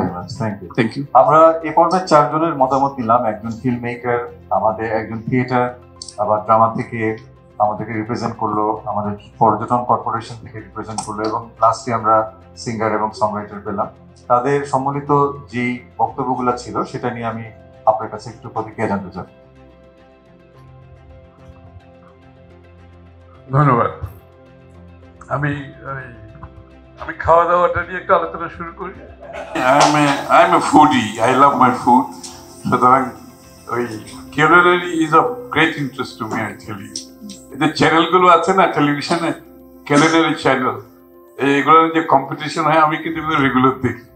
তো this is no longer culinary, this is no longer food, this is show business. এই culinary ইন্ডাস্ট্রিটা এমন একটা শো বিজনেসে পরিণত হয়েছে। সো অ্যাপার্ট ফ্রম বাংলাদেশের এই যে কারি, ইউকে সহ যে ওয়েস্টার্ন ওয়ার্ল্ডে যে কারি, আপনি সব দেখবেন বাংলাদেশি রেস্টুরেন্ট, কিন্তু মালিক বাংলাদেশি, নাম আছে ইন্ডিয়ান, বুঝতে পারছেন, কিংবা অন্য কোনো নাম। এবং এই curry itself can be a soft power of Bangladesh, it's a message সারা দুনিয়াতে।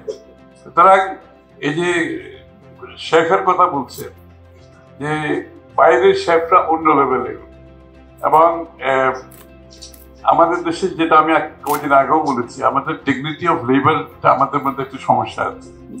আমরা মনে করি খালি পিএইচডি কলেজ, প্রফেসর, টিচারে এর মধ্যে থাকলে বোধহয়, মানে বাইরে কিন্তু এগুলো কোনো ডিফারেন্স নেই। একটা শেফকে আপনি, ওরা কিভাবে রেসপেক্ট, ওরা খাওয়ার পরে শেফকে ডাকে, ডেকে একটু থ্যাঙ্কস দেয়, এবং দিস ইজ একেবারে টপ লেভেলে পর্যন্ত, রাজা রানী, কিং, রয়্যাল পার্টিতে পর্যন্ত শেফকে ডেকে থ্যাঙ্কস দেয়। তো সুতরাং শেফ, এগুলো হচ্ছে আমাদের কালচারাল ইস্যু, যেটা আপনি বলছেন, আই এগ্রি উইথ ইউ। এবং এগুলোর থেকে আমরা, আই এম শিওর আমাদের নিউ জেনারেশন এখন যারা এখানে আসছে আজকে, তাদের মধ্যে এই সংকোচটা থাকবে না। আমরা ডিগনিটি অফ লেবার, একজন প্লাম্বার, একজন ইলেকট্রিশিয়ান, সবাই কিন্তু একটা ডিগনিটি আছে, এবং ওর কাজের রেসপেক্ট দেখাতে হবে। আমি যখন বিদেশে লেখাপড়া করতাম, আমি ওই ট্রাকে করে ফার্নিচারও ক্যারি করেছি, ইট ডাজন্ট ম্যাটার। আমার তো তখন আমার আর্নিং এর জন্য দরকার ছিল, আমি করেছি, এবং আমি কি করছি এটা নিয়ে কারো কারো মাথা ব্যথা, এভরিবডি ইজ রেসপেক্টেড। সুতরাং আমাদের এই জায়গাটাই, culinary বাংলাদেশি ফুড খুবই popular food, curry is very popular food, এবং আমরা কারিকে কিন্তু এখন ফুডের এত ডাইভার্সিটি হয়েছে, এগুলো ট্র্যাক রাখা মুশকিল হয়ে গেছে। সুতরাং আমরা আমাদের কারিকে, আমাদের বাংলাদেশি ফুড, আমাদের culinary ইন্ডাস্ট্রি, এবং এইটাকে দেশের মধ্যে, দেশের বাইরে এটাকে পপুলার করার জন্য যে কাজগুলো করার, এটা আমাদের ক্রিয়েটিভ ইন্ডাস্ট্রির একটা পার্ট। আমি নিশ্চিত আমরা করতে পারবো, আপনাদের মতো লোক যারা আছে আপনারা সহযোগিতা করবেন। এটাই কিন্তু আরেকটা area, again it's a creative ইন্ডাস্ট্রির part. So this is something আমাদের করতে হবে, এবং এটাও জিডিপি। আমি ঘুরে ফিরে জিডিপিটা আসি, কারণ আমি তো অর্থনীতির মানুষ। তো আমার হচ্ছে জিডিপি না হলে তো আমার সকলের জীবনের মান উন্নয়ন করা যাবে না, জিডিপি না হলে তো আমার ট্যাক্স আসবে না, জিডিপি না হলে তো আমার ইনফ্রাস্ট্রাকচার হবে না, কিন্তু সব এক জায়গায়। This is also GDP. আপনি যেটা বললেন, this is part of GDP, part of. এখানে কিন্তু অনেক লোক, বাংলাদেশের বাইরে এত শেফের ডিমান্ড আছে। আমরা যদি এখানে খালি শেফ ডেভেলপ করতে পারি আমাদের ইনস্টিটিউশনের মাধ্যমে, লেখাপড়া করিয়ে ভালো করে, it's again a big remittance যেটা আসে বাইরে থেকে। এটা আমাদের বিরাট ফিউচার আছে দেশের ভিতরেও। দেশের ভিতরে ক্যালোরি ইন্টারেস্ট অনেক, খাওয়া দাওয়া। ঢাকা শহরে কোনো রেস্টুরেন্ট আপনি জায়গা পাবেন না এখন, আর প্রত্যেকদিন নতুন রেস্টুরেন্ট হচ্ছে ঢাকা শহরে। সারা বাংলাদেশে একটা this has become a big industry, big economic activity. মানুষ খরচ করতেছে লাইক জিডিপি এগেইন। সুতরাং এটা একটা গেল, আপনারটা will bear in mind, but আছে আমাদের মধ্যে এটা। বাট এটাকে আমরা কিভাবে আরো অন্য লেভেলে দেশের ভিতরে দেশের বাইরে নিতে পারি, এটা সুযোগ আছে। Curry is very popular as I say worldwide. এটা আমাদের জন্য একটা অ্যাসেট, এটাকে আমরা ক্যাপিটালাইজ করতে হবে। আর ফিল্মের আমার ভাই যেটা বললো, হ্যাঁ, এটা হচ্ছে বাংলাদেশের ওভার রেগুলেটেড কান্ট্রি, তো যেটা আপনি তো ছিলেন না। This country is an over regulated country এবং আননেসেসারিলি ওভার রেগুলেটেড কান্ট্রি। জীবনের প্রত্যেকটা ক্ষেত্রে এত রেগুলেটেড যে আমাদের, যে মানুষ একটা মুক্ত মনে চিন্তা করে মুক্ত কিছু করতে পারবে, এই পরিবেশটা আমরা করতে পারিনি বাংলাদেশে। আমরা গণতন্ত্রের কথা বলি, কিন্তু মনে হয় গণতন্ত্র খালি ভোট দিয়ে একটা জিনিস, আর এগুলো মনে হয় গণতন্ত্রের বাইরের ব্যাপার। This is all part of democracy. একটা স্বাধীন ডেমোক্রেটিক দেশে একটা লিবারেল একটা মানে একটা কিছু গড়ে উঠবে, যে মানুষের অধিকার আছে এবং এক্সপ্রেশন খালি বক্তৃতায় না। Film is an expression. ফিল্মের মধ্যে যে এক্সপ্রেশন হয়, societal expression, political expression, all expression is through film.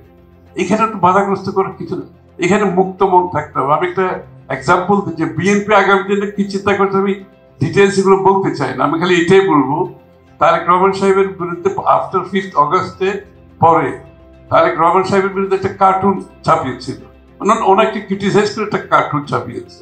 তো অনেকে মনে করছে তারেক রহমান সাহেব তো বোধহয় এখন এটার বিরুদ্ধে একটা বিরাট রিয়েকশন দিবে, কিংবা ওই সাংবাদিক কে কে কি করলো।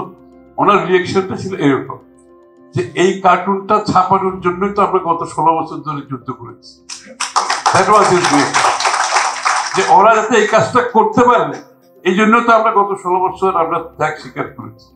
তো আপনার প্রশ্নের উত্তর আমি অতটুকু বলে দিলাম। I think I gave the message that আপনার অধিকার রাখার জন্য আমাদের এই সংগ্রাম। ফিল্ম ইন্ডাস্ট্রি সহ আমি সবকিছু একটু আগে অনেকগুলো কথা বলেছি। একটা মুক্ত চিন্তায় মুক্ত পরিবেশে যে দেশে মানুষ থাকতে পারে না, সেই দেশের সামনের দিকে এগিয়ে যাওয়া খুবই কঠিন। সকলকে এক্সপ্রেস করার আপনি স্বাধীনতা দিতেন, এবং film is something again our part of our creative industry. আমরা কিন্তু বাংলা, আমার একটা পারিবারিক একটা ইমোশন আছে ফিল্মের সাথে। এফডিসি যেটা আছে না, এটা আমার বাবা কিন্তু মন্ত্রী থাকতে করেছে, আমার বাবা। আমি নিজেও জানতাম না।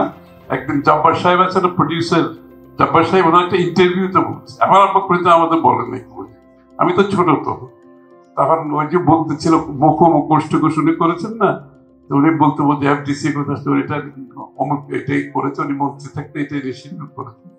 তো ফিল্মের তো আমাদের ক্রিয়েটিভ ইন্ডাস্ট্রির একটা বড় পার্ট, কিন্তু আমরা এটাকে দেশের মধ্যে দেশের বাইরে, এগুলো হচ্ছে এমন একটা language, you can go global, যেটা আপনি করেছেন। ইউ ক্যান গো গ্লোবাল, সেটা দেশের ভিতরে না ছাড়া।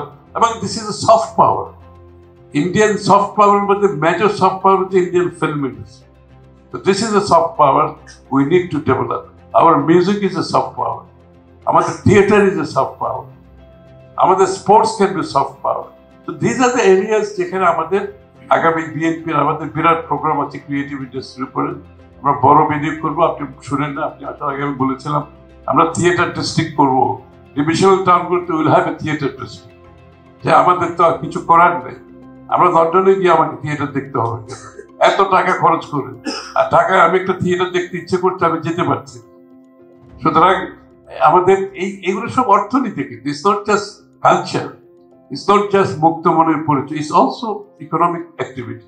লোকজন এই যে বিভিন্ন গোষ্ঠীর যে অর্থনীতির সাথে সংযুক্ত হওয়ার, তার জীবনযাত্রার মান উন্নয়ন করার যে সুযোগ বিভিন্ন গোষ্ঠী, সেটা আমার অর্থনীতির কর্মকাণ্ডে আনতে হবে। এই জায়গায় আমাদের বিনিয়োগ করতে হবে। আমাদের মিউজিকের কথা বলছিলাম, আমাদের কত ধরনের মিউজিক বাংলাদেশে আছে। এইসব মিউজিককে আমরা তো কোনোদিন প্যাট্রোনাইজ করিনি, এইসব মিউজিশিয়ানকে আমরা প্যাট্রোনাইজ করিনি, আমরা এদেরকে প্ল্যাটফর্ম দিতে পারিনি, এদের জন্য আমরা স্টুডিও রেডি করতে পারিনি। সুতরাং দিস পিপল, আমরা সকলকে আমাদের অর্থনৈতিক কর্মকাণ্ডের সাথে, দেশের সংস্কৃতির সাথে সবকিছু সম্পৃক্ত করে একটা দেশ করতে হবে। This is all part of it. একটা প্রশ্ন ছিল আমি অ্যাড্রেস করলাম একটা, যেটা ওনারটা তো আমি সব বলেই ফেলেছি। আমি তো আগেই বলেছি যে আপনি যেটা কারেক্টলি বলছেন, গাছের ডালপালা সবকিছু দেখাশোনা করতে হবে। যেটা আমার তো বক্তৃতায় যে সবাইকে সম্পৃক্ত করে যেটা বাংলাদেশ আমরা করতে চাই, অর্থনীতি, রাজনীতি, সবাইকে একসাথে মিলে সম্পৃক্ততা এবং সকলের কাছে সুফল যেতে হবে। এটা কোনো গোষ্ঠীর জন্য কোনো দেশ হতে পারে। Thank you very much. আমরা আসছি এখন এডুকেশনে।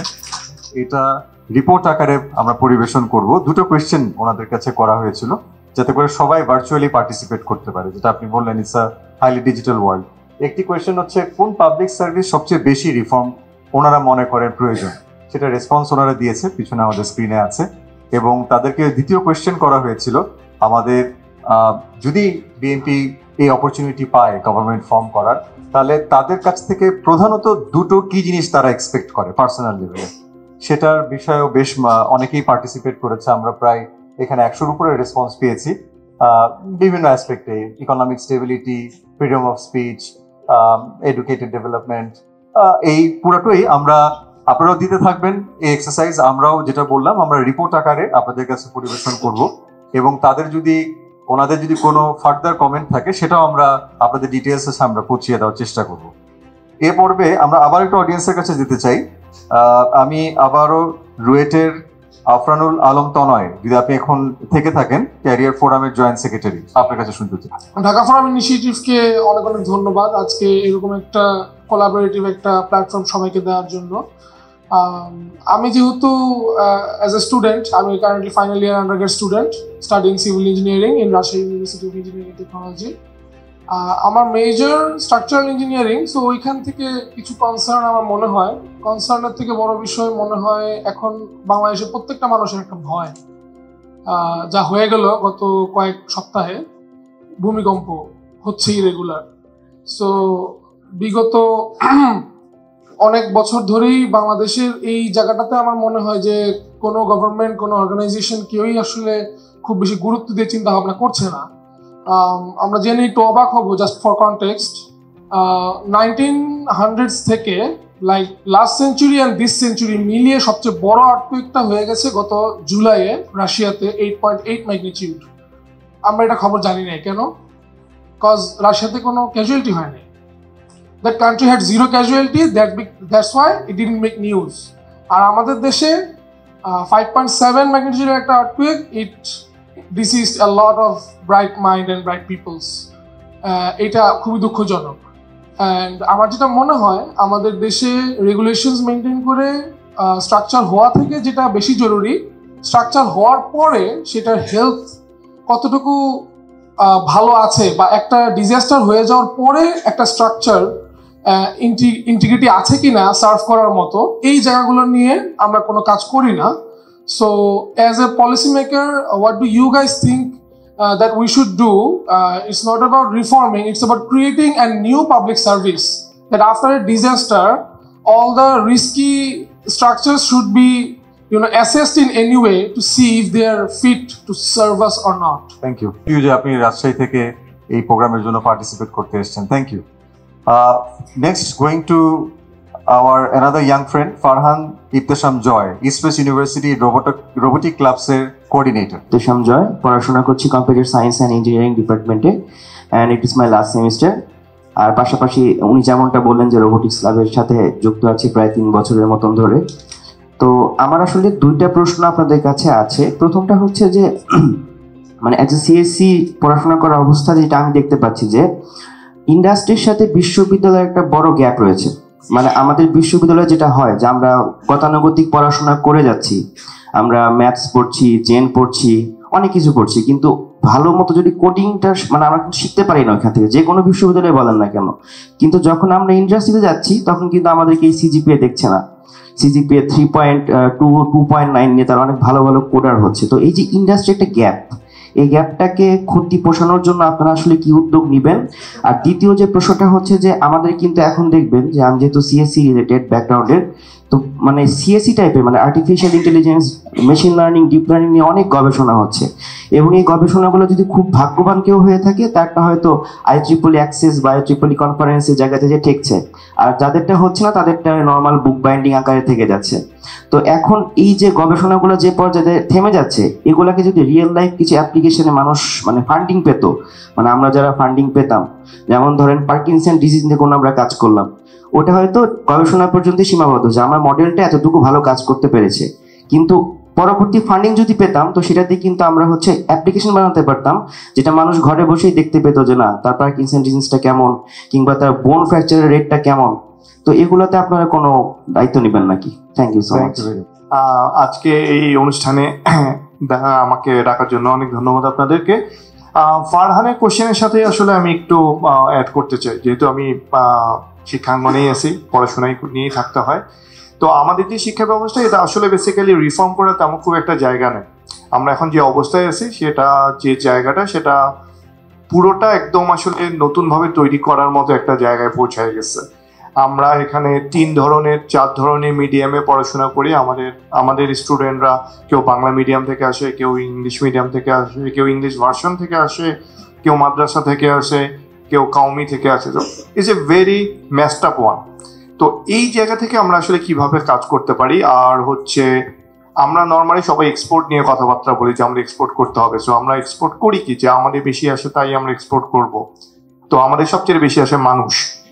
তো এই মানুষকে তো আসলে আমার এক্সপোর্ট করা দরকার, কিন্তু গত কয়েকদিন না, আসলে বেসিক্যালি গত বছর খানেক কিংবা বছর 2-1 ধরে যদি দেখি, বাংলাদেশিদের জন্য দুনিয়া ছোট হয়ে গেছে। উই ক্যান মুভ, আমাদের ছেলেমেয়েরা যাইতে পারতেছে না।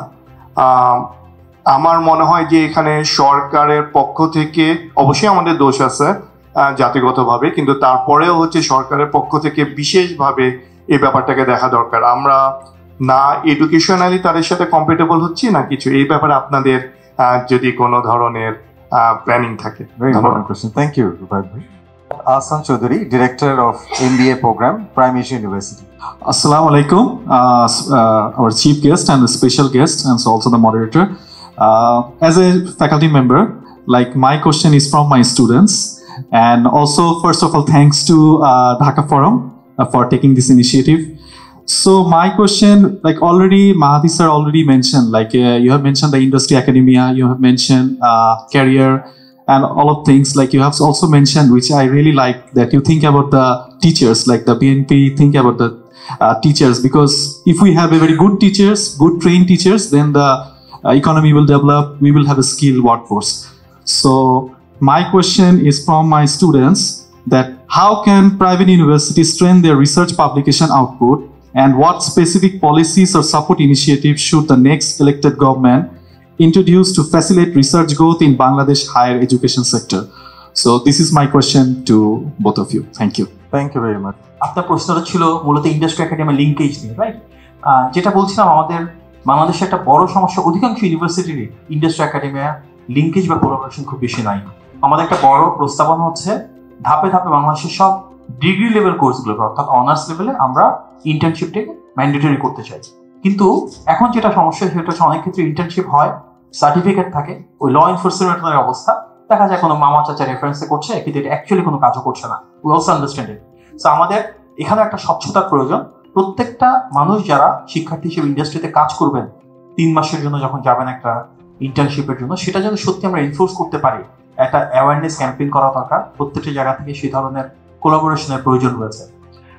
অনেক ক্ষেত্রেই দেখা যায় আমাদের যারা ফ্যাকাল্টি মেম্বার্স রয়েছেন তাদেরকে সেরকম ইনসেন্টিভ গভর্নমেন্ট থেকে দেওয়া হয় না যে তারা ইন্ডাস্ট্রিকে রিচ আউট করবে। বাংলাদেশে আমরা দেখবো IBA-তে কিছু কিন্তু ইন্ডাস্ট্রি ওরিয়েন্টেড সার্টিফিকেশন কোর্স রয়েছে, ওনারা দিচ্ছেন 9 মাসের প্রোগ্রাম দিচ্ছেন, ডিপ্লোমা দিচ্ছেন, ফাউন্ডেশন প্রোগ্রাম দিচ্ছেন। এই জিনিসগুলো প্রত্যেকটা ইউনিভার্সিটিতে হওয়া উচিত, তাহলে ইন্ডাস্ট্রি একাডেমির লিঙ্কেজ অনেক বাড়বে। যখন পার্টিকুলার কোনো অ্যাসোসিয়েশন থাকে, BGMA হতে পারে, BKMA হতে পারে, ফুটওয়্যার অ্যাসোসিয়েশন হতে পারে, ডিফারেন্ট অ্যাসোসিয়েশনের সাথে যখন এক একটা ইউনিভার্সিটি কোলাবোরেশনে যাবে, এবং হতে পারে সেখানে মাইক্রো কোর্স 3 মাসের প্রোগ্রাম, 6 মাসের প্রোগ্রাম, হতে পারে 1 ইয়ারের ফাউন্ডেশন প্রোগ্রাম কিংবা ডিপ্লোমা প্রোগ্রাম। ব্যাচেলর যে লাগবে তার কিন্তু প্রয়োজন নাই। যখন এভাবে ইন্ডাস্ট্রি এবং একাডেমি একসাথে কাজ করবে, ইন্ডাস্ট্রির সাথে প্রয়োজনীয় রিসোর্সেসগুলো ইউনিভার্সিটি প্রোভাইড করবে, তখনই কিন্তু আস্তে আস্তে গ্যাপটুকু কমে আসবে। আর রিসার্চের ক্ষেত্রে ইন পার্টিকুলার আমাদের তো অ্যাজ সাচ রিসার্চের কালচারই নাই। সেক্ষেত্রে আমি আপনার দুটো কোশ্চেন একসাথে একটু কানেক্ট করছি। আমাদের একটা অলরেডি প্রপোজাল আছে বিএমপি থেকে, আমরা রিসার্চ কাউন্সিল ক্রিয়েট করবো for the first time. Arts and humanities research council, social সায়েন্সের রিসার্চ কাউন্সিল, ন্যাচারাল সায়েন্সের হতে পারে, ইঞ্জিনিয়ারিং এর হতে পারে। এই কাউন্সিলগুলোর ক্ষেত্রে আমাদের মূল প্রায়োরিটি থাকবে মোর ট্রান্সলেশনাল রিসার্চ। আমাদের বেসিক R&D বাংলাদেশের প্রেক্ষাপটে অবশ্যই সেটা প্রয়োজন আছে, fundamental issue, but more interest থাকবে যেগুলো আমাদের রিয়েল ওয়ার্ল্ডের প্রবলেম, সেগুলোকে কিভাবে সলভ করা যায়। সে ঢাকার ক্ষেত্রে আমরা ট্রাফিকের সমস্যা কিভাবে সমাধান করতে পারি, আমরা এগ্রিকালচারাল প্রোডাক্টিভিটি কিভাবে আরো বাড়াতে পারি, যে প্রোডাক্টগুলোতে আমাদের ইম্পোর্ট আছে বেশি সেগুলোকে আমরা কিভাবে কমাতে পারি, আমাদের যে ডিজিজগুলো আছে সেই ডিজিজগুলোকে আমরা কিভাবে অ্যাপ্রোচ করতে পারি, আমাদের মশামাছির সমস্যা সেটাকে আমরা কিভাবে কমাতে পারি। খুব বেসিক জিনিস, ডিফিকাল্ট না, কিন্তু এই মুহূর্তে ডিসকানেক্টেড হয়ে আছে। আমাদের যারা টিচার রয়েছেন, ফ্যাকাল্টি মেম্বার রয়েছেন, ওনাদের ক্যাপাসিটি আছে, রাষ্ট্রের এই সমস্যা সমাধানের জন্য প্রয়োজন আছে, কিন্তু রাষ্ট্র এগিয়ে আসছে না। এই জায়গাগুলোতে যদি আমরা বিষয়ভিত্তিকভাবে প্রত্যেকটা রিসার্চ কাউন্সিলকে 8 থেকে 10টা টার্গেট দিই যে এই প্রায়োরিটি জিনিসগুলো আমাদের অ্যাপ্রোচ করা দরকার, আমাদের 6 মাসের ভিতরে সলিউশন দরকার, তারা যদি এটা নিয়ে কাজ করেন সব স্টেক হোল্ডার কনসালটেশনের মাধ্যম করে, এবং সরকার যদি সেভাবে অর্থনৈতিক সহযোগিতা দেয়, তাহলে কিন্তু একটা রিসার্চ কালচার প্রত্যেকটা ইউনিভার্সিটিতে গড়ে উঠবে এবং এই ধরনের সমস্যা অনেকটুকু সমাধান হওয়া সম্ভব। সুতরাং আমাদের একটা বড় priority research council oriented problem solution, যেখানে আমাদের প্রত্যেকটা ইউনিভার্সিটির ভিতরে ক্যাপাসিটি এনহ্যান্স করা হবে। এবং এর পাশাপাশি বাংলাদেশে অনেক ফ্যাকাল্টি মেম্বার কিন্তু বিদেশে রয়ে গেছে, অনেকে ফেরত এসছেন, বাট সংখ্যাটা খুব কম, অর্থাৎ ব্রেইন ড্রেইন হয়ে চলে যাচ্ছে। বিশ্বের অনেক দেশে আমরা দেখছি ব্রেইন ড্রেইনটাকে ওনারা ব্রেইন সার্কুলেশনে পরিণত করছেন, অর্থাৎ বিদেশে একজন ফ্যাকাল্টি মেম্বার আছেন বাংলাদেশে, হয়তো ট্রামেন্ডাস রিসার্চ করছেন, উনি বাংলাদেশে কাজ করতে চান, কিন্তু আমরা ওনাকে সেই প্ল্যাটফর্মটা দিচ্ছি না। আমরা যদি ওনারই রিসার্চটা বাংলাদেশে একটা কোলাবোরেশনের ব্যবস্থা করে দিই, হতে পারে প্রাইভেট ইউনিভার্সিটি 2টা বা 3টার সাথে আমরা বাইরে 2জন বা 3জন ফ্যাকাল্টি মেম্বারকে কোলাবোরেশনের ব্যবস্থা করে দিলাম, ছোট্ট একটা গ্র্যান্ট দিলাম ওনাদেরকে, ওনারা বাংলাদেশের প্রবলেমটা কিন্তু সলভ করতে পারবেন। যেমন অনেকে আছেন, আমরা অনেকদিন বাইরে ছিলাম, আমাদের ফ্রেন্ডস আছেন, কলিগস আছেন, যারা বাইরে থেকে বাংলাদেশে কন্ট্রিবিউট করতে চান, they have the capacity, they have the willingness, এবং ওই যে জিনিসটা ওনারা রিসার্চ করতেন বাংলাদেশে, এটা একটা বড় প্রবলেম। আমরা শুধু লিঙ্কটা ক্রিয়েট করতে পারছি না, আমরা আমাদের লোকাল ইউনিভার্সিটির মাধ্যমে সেই লিঙ্কটা ক্রিয়েট করতে চাই।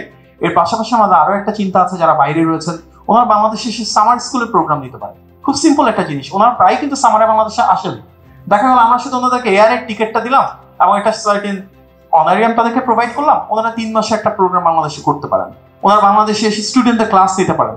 এখান থেকে দেখা যাবে অনেকে পরে পিএইচডি স্টুডেন্ট হয়ে ওনাদের এখানে চলে যাচ্ছে ওনাদের ল্যাবে। অনেক বাংলাদেশি বিদেশে আছেন যারা ভালো ভালো গ্র্যান্ট নিয়ে আছেন, বড় বড় গভর্নমেন্ট প্রজেক্টের গ্র্যান্ট তাদের আছে, কিন্তু তাদের বাংলাদেশে কাজ করার ইনফ্রাস্ট্রাকচার নাই। আমরা যদি তাদেরকে ল্যাব সাপোর্ট দিই, তাহলে হয়তো রিসার্চ কালচারটা আরো তৈরি হবে, এবং এই ক্ষেত্রে রিসার্চ কাউন্সিল একটা বড় ধরনের ভূমিকা রাখবে বলে আমরা বিশ্বাস করি। তবে যেহেতু রিসার্চ কাউন্সিল এর সাথে অর্থ জড়িত, আমাদের এখানে প্র্যাকটিক্যালি প্রত্যেকটা কাউন্সিলকে আমরা মোটামুটি সাফিসিয়েন্ট করতে চাই ফান্ডিং এর দিক থেকে, এবং অনেক প্রাইভেট ইউনিভার্সিটি স্টুডেন্ট এখানে রয়েছে। প্রাসঙ্গিকভাবে আরো একটা ঘোষণা আমাদের দিতে চাই যে আমরা যে ভ্যাট বিষয়ে দেখলাম, বাংলাদেশের ফার্স্ট প্রাইভেট ইউনিভার্সিটি কিন্তু বিএনপির সময় শুরু হয়েছে, নর্থ সাউথ ইউনিভার্সিটির মাধ্যমে, দেশীয় নেত্রী বেগম খালেদা জিয়া যখন প্রাইম মিনিস্টার ছিলেন। আমরা দেখছি ভ্যাট বিরোধী আন্দোলনে প্রাইভেট ইউনিভার্সিটির শিক্ষার্থী ভাই বোনেরা নেমে এসেছিল। আমরা একটা রাজনৈতিক দল হিসেবে মনে করি শিক্ষা খাতে এভাবে ভ্যাট চাপিয়ে দেওয়া ঠিক না, এবং বিএনপি সরকার আসলে ইনশাল্লাহ প্রাইভেট ইউনিভার্সিটির ভ্যাট উইথড্র করা হবে ইনশাল্লাহ। ধন্যবাদ। একটু বড় লাগছে, আমি বাংলাদেশের 2 লক্ষ শিশুদেরকে নিয়ে কাজ করছি, যারা 64টা জেলায় বিভিন্নভাবে সার্ভিস দিয়ে যাচ্ছে শিশু অধিকার নিয়ে। তো আমরা যেটা দেখছি বাল্য বিবাহ, এটা না স্যার হাইকোর্টে গিয়ে হচ্ছে, আমাদের অধিকাংশ কেস হাইকোর্টে গিয়ে তারা বিয়ে করছে। আমরা দেখছি সেখানে উকিলগুলো হচ্ছে আসল উকিল না, ফেক কাগজ দিয়ে বিয়ে পড়াচ্ছে। কিন্তু এরকম একটা জায়গায় কেন বাল্য বিবাহ হচ্ছে স্যার, সেই দিকটা একটু দেখবেন। ওই দিকটাতে যদি আমরা লক্ষ্য করি তাহলে বাল্য বিবাহ হয়তো কমবে। এবং স্যার আরেকটু বলতে চাই, আমি স্যার আপনার সাথে আমার এই নিয়ে দ্বিতীয়বার দেখা হয়েছে, আমাদের জাতীয় অ্যাসেম্বলিতে আপনি এসেছিলেন। আমি তখন আপনাকে বাস্তব জীবন থেকে বলেছিলাম, আজকে যখন আমি এই প্রোগ্রামের জন্য আসি বাস থেকে, বাসের যে ড্রাইভার ছিল সে হচ্ছে নেশা অবস্থায় ছিল এবং কন্ট্রাক্টরও নেশা অবস্থায় ছিল।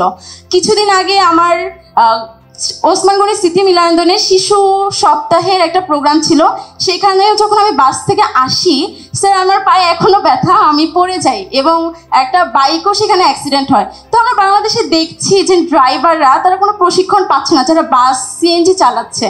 স্যার প্লিজ এই দিকটাতে একটু লক্ষ্য করবেন, কারণ আমাদের অনেক সড়ক দুর্ঘটনা হচ্ছে। ধন্যবাদ, thank you very much, thank you for your lovely question. আমি যে বিষয়টি বলবো যে আমরা দেখি যে বিশ্ববিদ্যালয়ের শিক্ষক নিয়োগের ক্ষেত্রে অধিকাংশ ক্ষেত্রে দেখা যায় যে সেখানে সিজিপিএ রেশিওটা দেখা যায় যে 3.75 কিংবা হচ্ছে তার চেয়ে বেশি 4 আউট অফ 4 থাকার একটা বিষয় রয়েছে।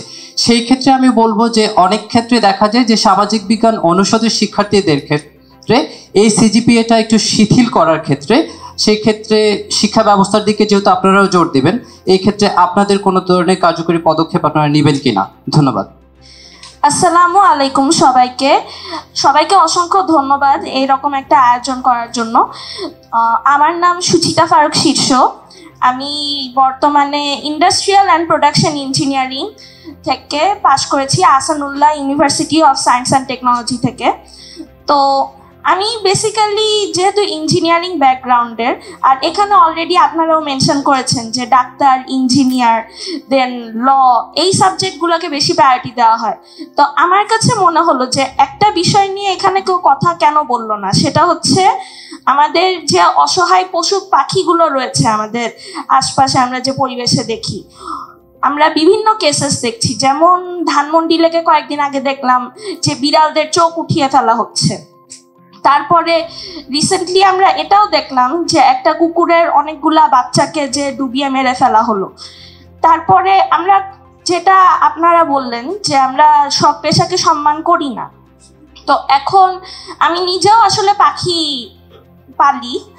সো এমনও অনেকবার হয়েছে যে আমি প্রপার ভেটদের কাছে যেতে পারিনি আমার পাখিদের অসুস্থতার জন্য। তো অনেক সময় এমন হয়েছে প্রপার ট্রিটমেন্ট না পেয়ে তারা মারা গেছে। তো আমি এটা মনে করি যে পশু পাখিদের বিষয়ে আমাদের আরো সচেতনতা তো বাড়ানো উচিতই, সাথে তাদের যত্নের ব্যাপারটা আমরা যদি আমাদের স্কুল লেভেল থেকে শুরু করতে পারি। বৃক্ষরোপণ সপ্তাহের পাশাপাশি এমন সপ্তাহ কেন রাখা হয় না যেখানে আমরা মানে সপ্তাহে একদিন গিয়ে আমরা পশু পাখিদের খাবার দিয়ে আসি, সেটা বাচ্চারা শিখুক। তার যদি ছোটবেলা থেকেই পশু পাখিদের যত্ন নেওয়া শিখে, আমার মনে হয় এই কেসেসগুলো আর অ্যারাইজ হবে না। লিমিটেড এক্সপ্লোজারের কারণে বাংলাদেশের তরুণরা গ্লোবাল জব মার্কেটে বাধাপ্রাপ্ত হচ্ছে।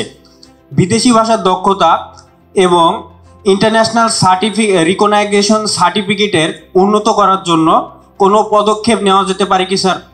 বর্তমান মানে সার্ম যারা সরকার আসবে তার কাছে আমার এই প্রশ্ন স্যার প্রশ্ন আমি আরেকবার বলছি যে লিমিটেড এক্সপ্লোজারের কারণে বাংলাদেশি তরুণেরা গ্লোবাল জব মার্কেটে বাধাপ্রাপ্ত হচ্ছে।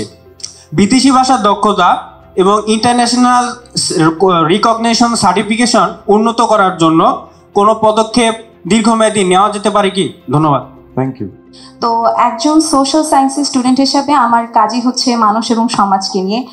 যেমনটা ডক্টর মাহাদি আমিন স্যার মেনশন করলেন যে ইউটাই হচ্ছে বাংলাদেশের ফিউচার, এবং এটার আমরা প্রমাণ গত জুলাই আন্দোলনে পেয়েছি। এবং আমরা দেখেছি যে জুলাই অভ্যুত্থানের পর থেকে বাংলাদেশের যে ইয়াং জেনারেশন আছে তারা বিভিন্ন দাবি নিয়ে সবসময় সামনে এসেছে, কখনো যৌক্তিক ছিল কখনো অযৌক্তিক ছিল, এবং এর কারণে দেখা গেছে যে সমাজে অনেক সময় কেওস সৃষ্টি হয়েছে, একটা বিশৃঙ্খলা সৃষ্টি হয়েছে যেগুলো অযৌক্তিক দাবি ছিল। তো আমার প্রশ্ন হচ্ছে যে what steps can the government take to ensure that the youth voice actually reflected in policy, national policy making? এমন কোনো ইনস্টিটিউশনাল সিস্টেম আমরা রিফর্ম করতে পারি কিনা বা করা সম্ভব কিনা যেখানে শুধুমাত্র ইয়াং জেনারেশনের কথা শোনা হবে না, বরঞ্চ তাদের মতামতকে গুরুত্ব দেওয়া হবে বোথ লিগালি অ্যান্ড এফেক্টিভলি? আসসালামু আলাইকুম, আমি নওশিন নাহার নদিয়া। আমি আন্তর্জাতিক সম্পর্ক বিভাগের একজন স্টুডেন্ট, ঢাকা বিশ্ববিদ্যালয় থেকে বলছি।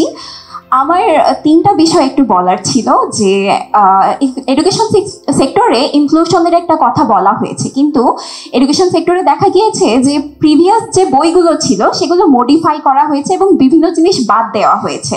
এতে দেখা যাচ্ছে যে এটা একটা ক্যাপিটালাইজেশন তৈরি করেছে, যেখানে স্টুডেন্টরা যে প্রাইভেট অর্গানাইজেশন সেখান থেকে বইগুলো কিনে পড়তেছে। তো এই যে একটা বিষয় অর্ধেক জানা বা অন্য জায়গা থেকে আমাদের নতুন করে বই কেনা লাগতেছে, যেখানে সরকার আমাদের ফ্রিতে বই দিচ্ছিল। তো আমরা তো প্রপার একটা পড়াশোনাও পাচ্ছি না, পড়াশোনার সুযোগও পাচ্ছি না, আবার আমাদেরকে টাকাও খরচ করা লাগতেছে। এই বিষয়ে আপনাদের কি মতামত? আরেকটা বিষয়, যেহেতু আমি আন্তর্জাতিক সম্পর্ক বিভাগের একজন স্টুডেন্ট, আমাদের বিসিএস এ একটা বিষয় দেখা গিয়েছে যে ফরেন ক্যাডারে আমাদের সবাইকে একটা সমান সুযোগ দেওয়া হয়, কিন্তু আমার প্রশ্ন হচ্ছে যে আমরা বিদেশে যদি দেখি আমাদের যারা আন্তর্জাতিক সম্পর্ক বিভাগে পড়েন তাদেরকে একটা আলাদা সুযোগ দেওয়া হয়, আমাদের ক্ষেত্রে কেন নয়? কারণ আমরা 4 বছর ধরে পড়ছি, অথচ একজন বুয়েটের একজন স্টুডেন্ট 1 বছরের প্রশিক্ষণে সেখানে কাজ করতেছে, অথচ সে জানে না যে ট্রাম্প কি চিন্তা করতেছে, ট্রাম্প কিভাবে আসছে, বা একটা ইউএসএ কিভাবে ফরেন পলিসি ফর্মুলেট হচ্ছে। তাহলে এখানে আমাদের করণীয় কি? আরেকটা বিষয়, দুঃখিত আমার সময় নেওয়ার জন্যে, আমাদের একটা ভাস্ট ইকোনমিক এরিয়া আছে সি, সেখানে আমাদের দেখা গিয়েছে যে যারা নেভিতে ট্রেনিং করে বা হচ্ছে ফিশারিজ নিয়ে পড়াশোনা করে, রিসার্চ করে, তাদের যে একটা ট্রেনিং, সেখানে কিন্তু প্রপার ভেহিকেল নেই, ওদের কিন্তু 6 মাসের একটা ট্রেনিং করার প্রয়োজন হয়, সেখানে আমাদের প্রপার ভেহিকেল নেই, জাহাজ নেই, বা অন্য ন্যাভিগেশনের জন্য যে আমাদের চার্টার তৈরি করে, আমরা কিন্তু সেখানে বিশ্বে ফার্স্ট, অথচ আমাদের সেখানে প্রপার ইউটিলাইজেশনটা নেই। তাহলে ইভেন আমাদের একটা মিনিস্ট্রি পর্যন্ত নেই, যেটা আমাদের মানে এত বড় একটা ইকোনমিক এরিয়া, সেখানে আমাদের একটা মিনিস্ট্রি নেই। অথচ ভারতের কিন্তু একটা ইনক্লুসিভ সিস্টেম তৈরি করা আছে, অন্যান্য দেশেও আছে। সে ব্যাপারে আপনাদের কি মতামত, বা আপনারা কি করতে পারবেন এই বিষয়টাতে? ধন্যবাদ। শেষ কোয়েশ্চেন টুডে। ধন্যবাদ আমাকে সুযোগ দেওয়ার জন্য। আমি তাহমিদ আলিফ, এসেছি হচ্ছে টাঙ্গাইলের Maulana Bhashani science and technology university থেকে, এবং বর্তমানে মিস্ট্রি ক্যারিয়ার ক্লাবে আছি প্রেসিডেন্ট হিসাবে। তো আমি ব্যক্তিগত জীবনে পড়াশোনা করছি ম্যানেজমেন্ট ডিপার্টমেন্টে, তো আর পার্সোনালি আমি ডিজিটাল মার্কেটিং নিয়েও কাজ করি। তো এখন আমার প্রশ্নটা হচ্ছে যে আমাদের দেশের ইউনিভার্সিটিগুলোতে যে এডুকেশন সিস্টেম আছে, সেই এডুকেশন সিস্টেমগুলো অ্যাকচুয়ালি মানে ইন্ডাস্ট্রির সাথে রিলেটেড না, বা আমরা যে পড়াশোনাগুলো করছি ইউনিভার্সিটিতে সেগুলো আসলে আমরা সরাসরি কাজে লাগাতে পারছি না আমাদের ইন্ডাস্ট্রিগুলোতে। তো আপকামিং যে গভর্নমেন্ট আসবে, তো তাদের এই বিষয়ে কোনো প্ল্যান আছে কিনা, যে how can we bridge the gap between the industry and the academia? Thank you. সবাইকে আমরা হয়তো ফ্লোর দিতে পারছি না, তবে আপনাদেরকে বিশেষ ধন্যবাদ, সবাইকেই ধন্যবাদ। আমরা আবারও আমাদের প্যানেলের কাছে ফিরে যাব। আমরা উপলব্ধিটা তো খুব পজিটিভ না, তারা যেটা দেখেছে, সেক্ষেত্রে তারা জানতে চায় যে কোনো কুইক উইন অথবা শর্ট টার্ম প্ল্যান আছে নাকি। আমরা শুনে থাকি এরকম বলা হয়ে থাকে একটা 100 দিনের প্রোগ্রাম আছে, অথবা শর্ট কিছু কুইক উইন প্রোগ্রাম আছে। যদি এই বিষয়ে আমাদেরকে একটু এনলাইটেন করতে পারি। না, এটা তো ঠিকই, এই অ্যাপ্রিহেনশন, এটা আমি বলবো এটা খুবই স্বাভাবিক। আমাদের বলে না যে পলিটিক্যাল কালচারের মধ্যে প্রমিস অনেক কিছু করা হয়, বাস্তবায়নের ক্ষেত্রে সেটার প্রতিফলন অনেক সময় দেখা যায় না। কিন্তু এখানে একটু এক্সেপশন আছে। আমরা বিএনপির রেজিমগুলো যদি আগে দেখি, আপনি দেখবেন যে অর্থনৈতিক যে রিফর্মগুলো হয়েছে বাংলাদেশে, অলমোস্ট সবগুলো বিএনপির সময় হয়েছে। আমি খুব প্রাউডলি বলতেছি কথাটা। আমাদের এমপ্লয়মেন্ট কার্ভ যদি আপনি দেখেন, বিএনপি রেজিমগুলোতে সবসময় কিন্তু দেখবেন আপওয়ার্ড কাটছে সবসময়। জিডিপি গ্রোথ যদি আপনি বলেন, macro economic stability, GDP growth যদি বলেন, আমরা যখন লাস্ট গভর্নমেন্ট ফেলে আসি 7.06% the last growth, and the curve was just going up like this. So ওই ধারার জন্য কিন্তু Bangladesh should be growing at double digit today. আমরা তো অন্য জায়গায় চলে গেছি সেখানে।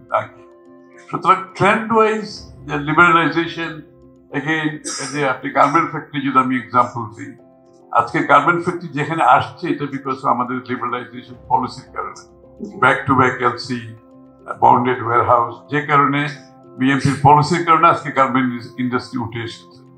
বিএনপির পলিসির কারণে যে বিদেশ থেকে যে রেমিটেন্স, যে দুটো পিলার অফ ইকোনমি, রেমিটেন্স, একটা গার্মেন্টস আছে, যে রেমিটেন্সের কারণ হচ্ছে কিন্তু আমরা যত ইন্টারন্যাশনাল মিডল ইস্ট সহ যতগুলো প্রোটোকল সই করি, তখন কিন্তু বাংলাদেশ স্বাধীন হওয়ার পরে তো আমাদের দেশে ইকোনমি খুব একটা কিছু ছিল না, চাকরি বাকরি ছিল না। জিয়া রহমান সাহেব তখন ধরে নিয়েছে আমি তো এত লোকের চাকরি থেকে দেবো, তখন উনি দেশের বাইরে গিয়ে মিডল ইস্টের বিভিন্ন দেশে আমাদের লোককে বাইরে যাওয়ার জন্য প্রোটোকলগুলো সই করেছে, অনেকগুলো প্রোটোকল, যে কারণে প্রচুর মানুষ মিডল ইস্টে গিয়েছে। তখন থেকে ওই ধারা এখনো অব্যাহত আছে। সুতরাং আমাদের ট্রেন্ড রেকর্ডের মধ্যে আমরা বলছি না যে আমরা যা প্রমিস করেছি 100% করতে পেরেছি, বাট যতটুকু পেরেছি আমার মনে হয় যেটা বাংলাদেশকে ডিভিডেন্ড দিয়েছে অর্থনৈতিকভাবে। গণতন্ত্রের ক্ষেত্রে বিএনপি অল থ্রু গণতন্ত্রের পক্ষে এখনো চলে যাচ্ছে। আমাদের পুরো ফাইটেই ছিল জিয়া রহমান সাহেব থেকে একদলীয় শাসন থেকে বহুদলীয় গণতন্ত্র, তারপরে সরকার চালিত অর্থনীতি থেকে মুক্তবাজার অর্থনীতি, বেগম খালেদা জিয়ার সংসদীয় গণতন্ত্র, অর্থনৈতিক উন্নয়ন। একটা সময় তখন তো বলাই হয়েছে যে ইমার্জিং টাইগার বাংলাদেশকে বেগম খালেদা জিয়ার সময়, এবং সেই ধারাই সেই প্যাটার্ন থেকে কিন্তু আমরা যে আজকে যে কথাগুলো বলেছি যে আমাদের আগামী দিনের যে পরিকল্পনা, কিন্তু ওই একই প্যাটার্ন থেকে, এটা নতুন কিছু না, কিন্তু ওই ধারাতেই কিন্তু আমরা বলতে আছি। যেমন আমরা বলছি 18 মাসে 1 কোটি কর্মসংস্থানের কথা বলছি। এটা অনেকে বিশ্বাস করছেন, আমি জানি, এবং বিশ্বাস না করার যথেষ্ট কারণও আছে। কিন্তু আমরা তো আমাদের কমিটমেন্ট থেকে বলছি, এবং আমরা সেক্টর ওয়াইজ কাজ করেছি।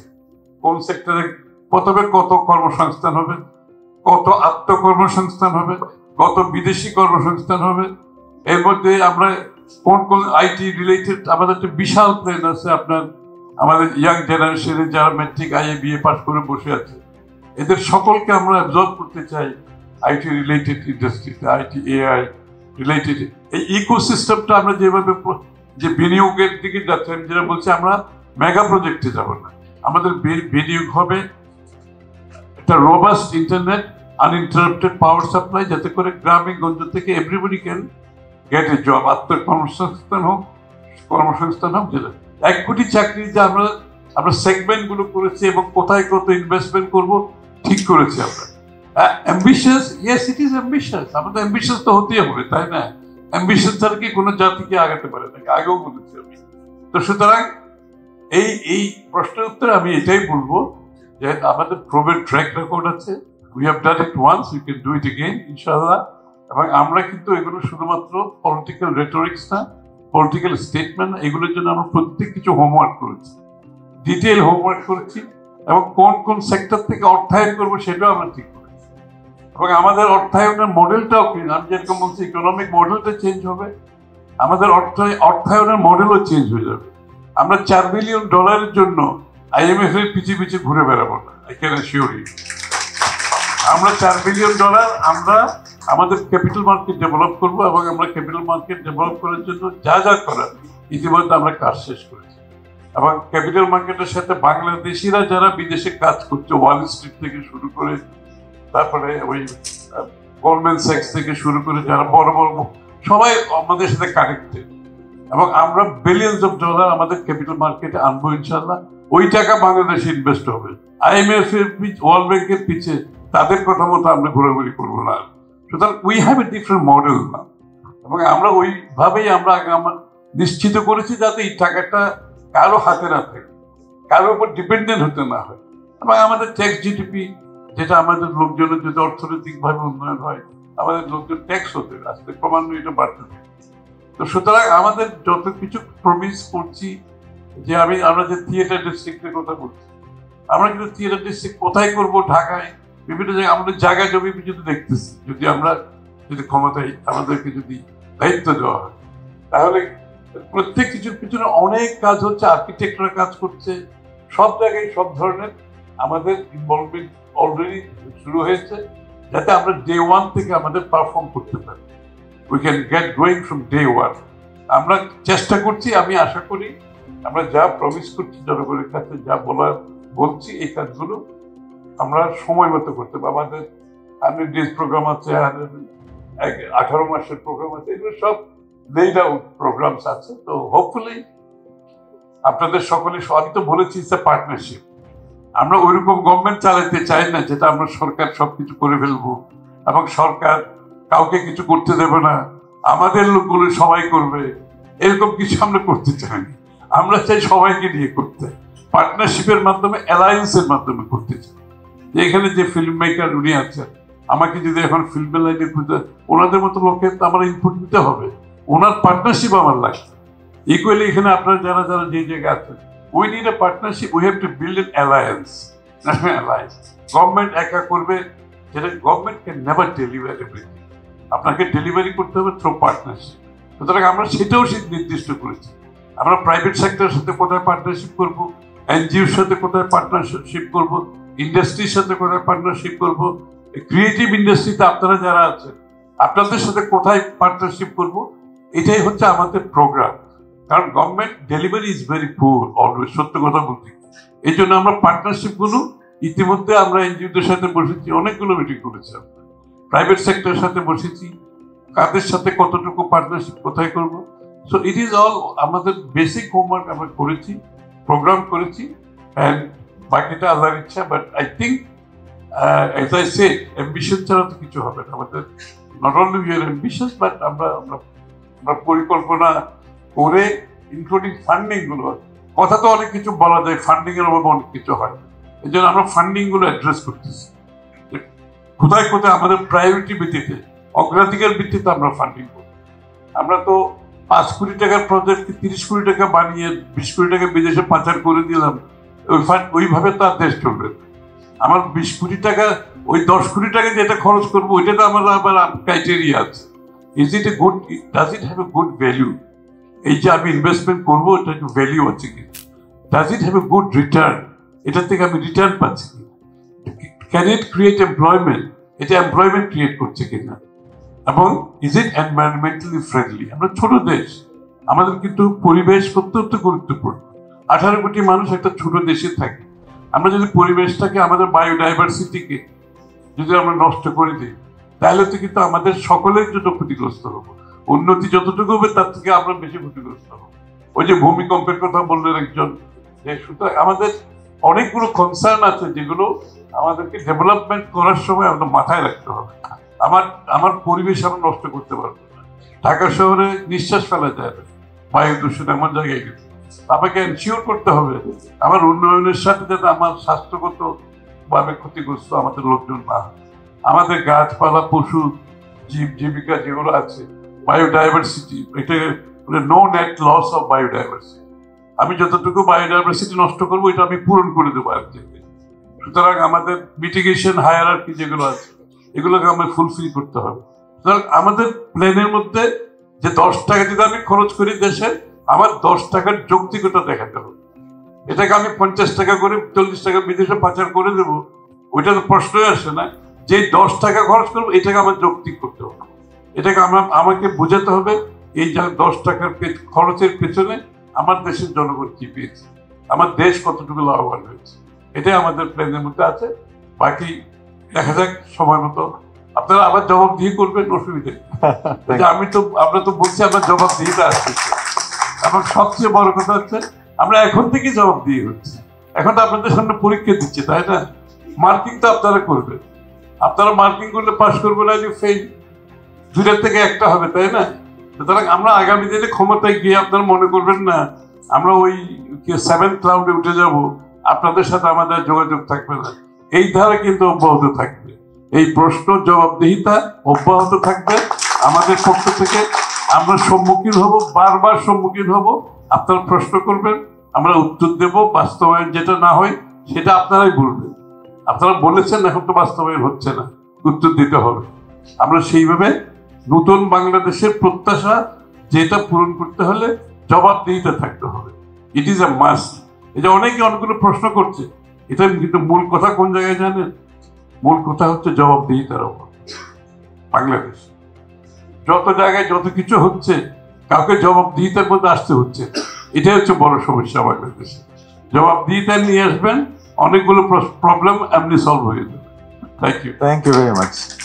রিকোয়েস্ট, যেই কমেন্ট বা প্রশ্নগুলো এসছে সে বিষয়ে আপনি একটু আপনার রেসপন্স জানাবেন। তার সাথে সাথে আমার চিফ গেস্টের কোয়েশ্চেনটাও আপনার কাছে আছে, যদি কোনো কুইক উইন বা আমাদের 100 days প্ল্যানের একটা স্নিক পিক বা একটা ইনসাইট আপনি আমাদের অডিয়েন্সের সাথে শেয়ার করতে পারেন। এবং শেষ কোয়েশ্চেন, আমাদের এখানে একজন তরুণ বক্তা উনি কোয়েশ্চেন করেছেন যে ইউথদেরকে কিভাবে আসলে একটা সিস্টেমেটিক প্রসেসের ভিতরে আপনাদের পার্টি ইনকর্পোরেট করতে পারে ভবিষ্যতের জন্য। Thank you. আসলে আমাদের উন্নয়নের মডেলটা যদি দেখি, 16 বছর যখন একটা সরকার ছিল যেখানে সত্যিকার দায়বদ্ধতা বা জবাবদিহিতা ছিল না, তখন ছিল মেগা প্রজেক্ট, মেগা করাপশন। আমরা এখন সামনের দিকে বাংলাদেশকে যদি এগিয়ে নিয়ে যেতে হয়, এবং সবচেয়ে ভাইটাল যে 2টা ডেমোগ্রাফিক সেগমেন্ট রয়েছে, ইউথ অ্যান্ড উইমেন। এই ইউথ সেগমেন্ট এবং উইমেন সেগমেন্টে বাংলাদেশে প্রায় কিন্তু 70% প্লাস পপুলেশন পড়ে যাচ্ছেন। ওনাদেরকে যদি আমাদের এম্পাওয়ার করতে হয়, তাহলে সবচেয়ে বড় যে চেঞ্জটা দরকার ডেভেলপমেন্টের ক্ষেত্রে, সেটা হচ্ছে আমাদের মডেলটা হচ্ছে স্কিল অ্যান্ড ক্যাপাসিটি বেসড। অর্থাৎ আমাদের যারা নারী বোনেরা রয়েছেন, আমাদের যারা তরুণ তরুণী যুবক যুবতীরা রয়েছেন, তাদের প্রত্যেককে আমাদেরকে আরো কিভাবে দক্ষ এবং যোগ্য হিসেবে গড়ে তুলতে হয়, আমাদের ইনভেস্টমেন্টটা সেই জায়গাতে যাওয়া উচিত। তো সেই জন্য আমাদের ইকোসিস্টেম এবং লিঙ্কেজ তো অবশ্যই তৈরি করতে হবে। যেমন উদাহরণ হিসেবে বলি যে প্রত্যেকটা ইউনিভার্সিটি যেখানে আছে তার কাছাকাছি কিন্তু কোনো না কোনো হাইটেক পার্ক অথবা সফটওয়্যার পার্ক অথবা ইকোনমিক জোন অথবা বিসিক বিভিন্ন গভর্নমেন্ট ফ্যাসিলিটি আছে। এখানে কিন্তু হাজার হাজার কোটি টাকা ইনভেস্ট করে অলরেডি ইনভেস্টমেন্টটা পড়ে আছে। বাংলাদেশে প্রায় প্রতিটি industry cluster, economic zone, BSCIC, hitech, software পার্কে গেলে দেখবেন স্পেস পড়ে আছে আনইউজড অবস্থায়। সেখানে কোনোটা কমিউনিটি সেন্টার হিসেবে ইউজ হচ্ছে, কোনোটা লিটারেলি গরু ছাগল খুঁজছে। অথচ পাশেই একটা ইউনিভার্সিটি আছে 1 কিলোমিটারের ভিতর, সেখানে মানুষ জায়গা নাই কাজ করার মতন। সেখানে দেখা যাচ্ছে ইউনিভার্সিটি স্টুডেন্টরা তারা হলে বসে একটা রুমের ভিতর 5 জন বা 6 জন মিলে ফ্রিল্যান্সিং এর কাজ করছে। So there is a মিসলিঙ্ক।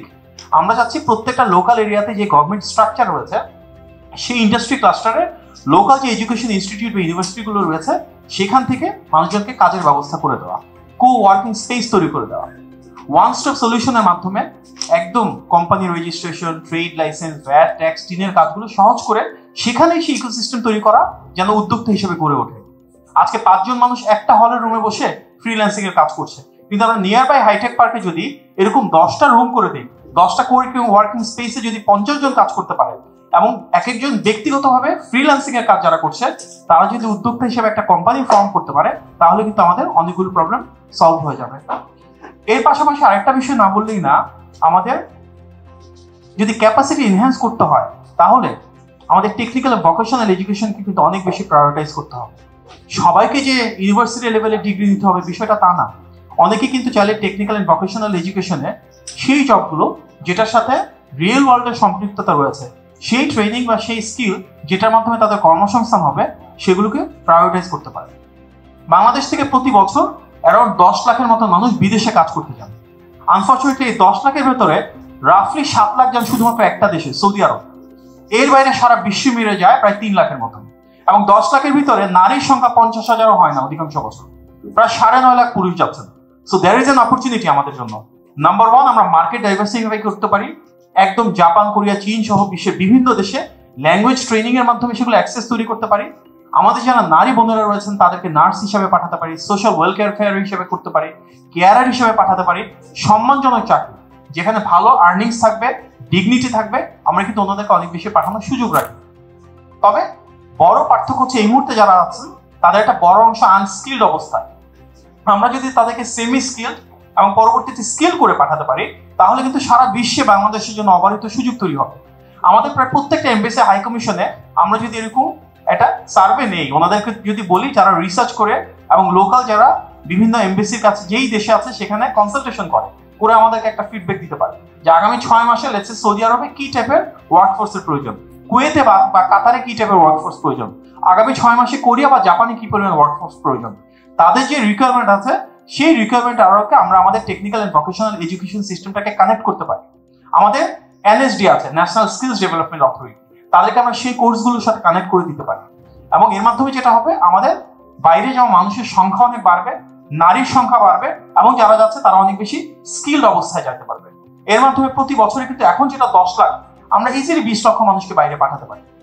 একটা বড় অপরচুনিটি আমাদের আছে এন্টারপ্রেনারশিপ তৈরি করার ক্ষেত্রে। ক্ষুদ্র এবং মাঝারি ব্যবসা যেটা এসএমই, বর্তমানে আমাদের অনেক নারী উদ্যোক্তা রয়েছেন, অনেক তরুণ উদ্যোক্তা রয়েছেন এবং আমরা রিসার্চ করে দেখেছি আমাদের পার্টি থেকে যে ওনারা অনেকটাই নিজেদের রেজিলিয়েন্সের মাধ্যমে স্বপ্রণোদিত হয়ে উদ্যোক্তা হিসেবে গড়ে উঠছেন। রাষ্ট্র তাদেরকে সেভাবে কোনো সাপোর্ট দিচ্ছে না, তাদেরকে কোম্পানি রেজিস্ট্রেশন থেকে সেভাবে সাপোর্ট দিচ্ছে না যেটা আমরা এই মুহূর্তে ওয়ান স্টপ সলিউশনের মাধ্যমে দিতে চাই। এবং তাদেরকে খুব সহজে আমরা স্বল্প সুদে ঋণের ব্যবস্থা করে দিতে চাই। আমাদের একটা বড় প্রবলেম হচ্ছে আমাদের ইকোনমি সাইজটা ইনফর্মালি অনেক বড়, ফর্মাল ইকোনমিতে কমে আসে।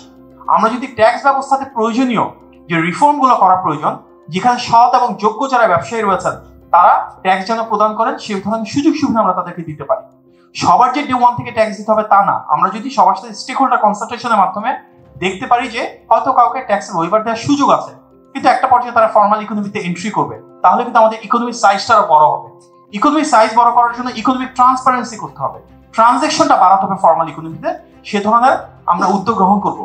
আমাদের কটেজ ইন্ডাস্ট্রি রয়েছে, অনেক নারী উদ্যোক্তা, তারা তাদের মতন করে কাজগুলো করছে, কিন্তু রাষ্ট্রীয় সুযোগ সুবিধা ওনাদের কাছে পৌঁছাচ্ছে না। অনেক ক্ষেত্রে দেখা যায় অনেক হাই রেটে তাদেরকে বিভিন্ন প্রাইভেট ভেঞ্চার থেকে বা এনজিও থেকে লোন নিতে হচ্ছে। আমরা যদি তাদেরকে একটা গভর্নমেন্ট স্ট্রাকচারের ভিতরে নিয়ে আসতে পারি এবং ওয়ান ভিলেজ ওয়ান প্রোডাক্টের মতন করে স্কিম তৈরি করতে পারি, তাহলে কিন্তু তাদের পক্ষে আরো ভালো করা সম্ভব। বাংলাদেশে আমরা দেখি যে প্রচুর ইউজার আছে ফেসবুক, টিকটক, ইউটিউবে। আনফর্চুনেটলি বিশ্বের অনেক দেশে তাদের অফিস থাকলে বাংলাদেশে কেন অফিস নাই? আমরা কিন্তু এখানে যদি ফেসবুকের অফিস আনি, স্বাভাবিকভাবে আমাদের কন্টেন্ট ম্যানেজমেন্ট যেমন ভালো হবে, এর পাশাপাশি এমপ্লয়মেন্ট জেনারেট করা সম্ভব। একইভাবে ইউটিউব, অ্যামাজন বা আলিবাবার মতন প্ল্যাটফর্মগুলো রয়েছে, যেখানে কিন্তু প্রোডাকশন বা সাপ্লাই হাব হিসেবে আমরা বাংলাদেশকে গড়ে তুলতে পারি। আমাদের উদ্যোক্তা যারা রয়েছেন তারা অলরেডি যেসব প্রোডাক্ট আমাদের ক্যাপাসিটি আছে, যে টিস্যু পেপার আমরা নিজেরা ডেভেলপ করতে পারি, মোমবাতি আমরা নিজেরা ডেভেলপ করতে পারি, কলম আমরা নিজেরা প্রোডাকশন করতে পারি, খাতা পেজ আমরা নিজেরা প্রোডাকশন করতে পারি, এমন জিনিস যেগুলো র ম্যাটেরিয়ালের মোটামুটি একটা সাপ্লাই চেইন আছে, আমাদের নিজেদের দেশে অলরেডি ম্যানুফ্যাকচারিং ক্যাপাসিটি আছে, সেগুলোকে আমরা এই প্ল্যাটফর্মগুলোর জন্য একটা ইকোসিস্টেম তৈরি করে প্রায়োরিটাইজ করলে বাংলাদেশ থেকে আমরা বিদেশে পৌঁছে দিতে পারবো।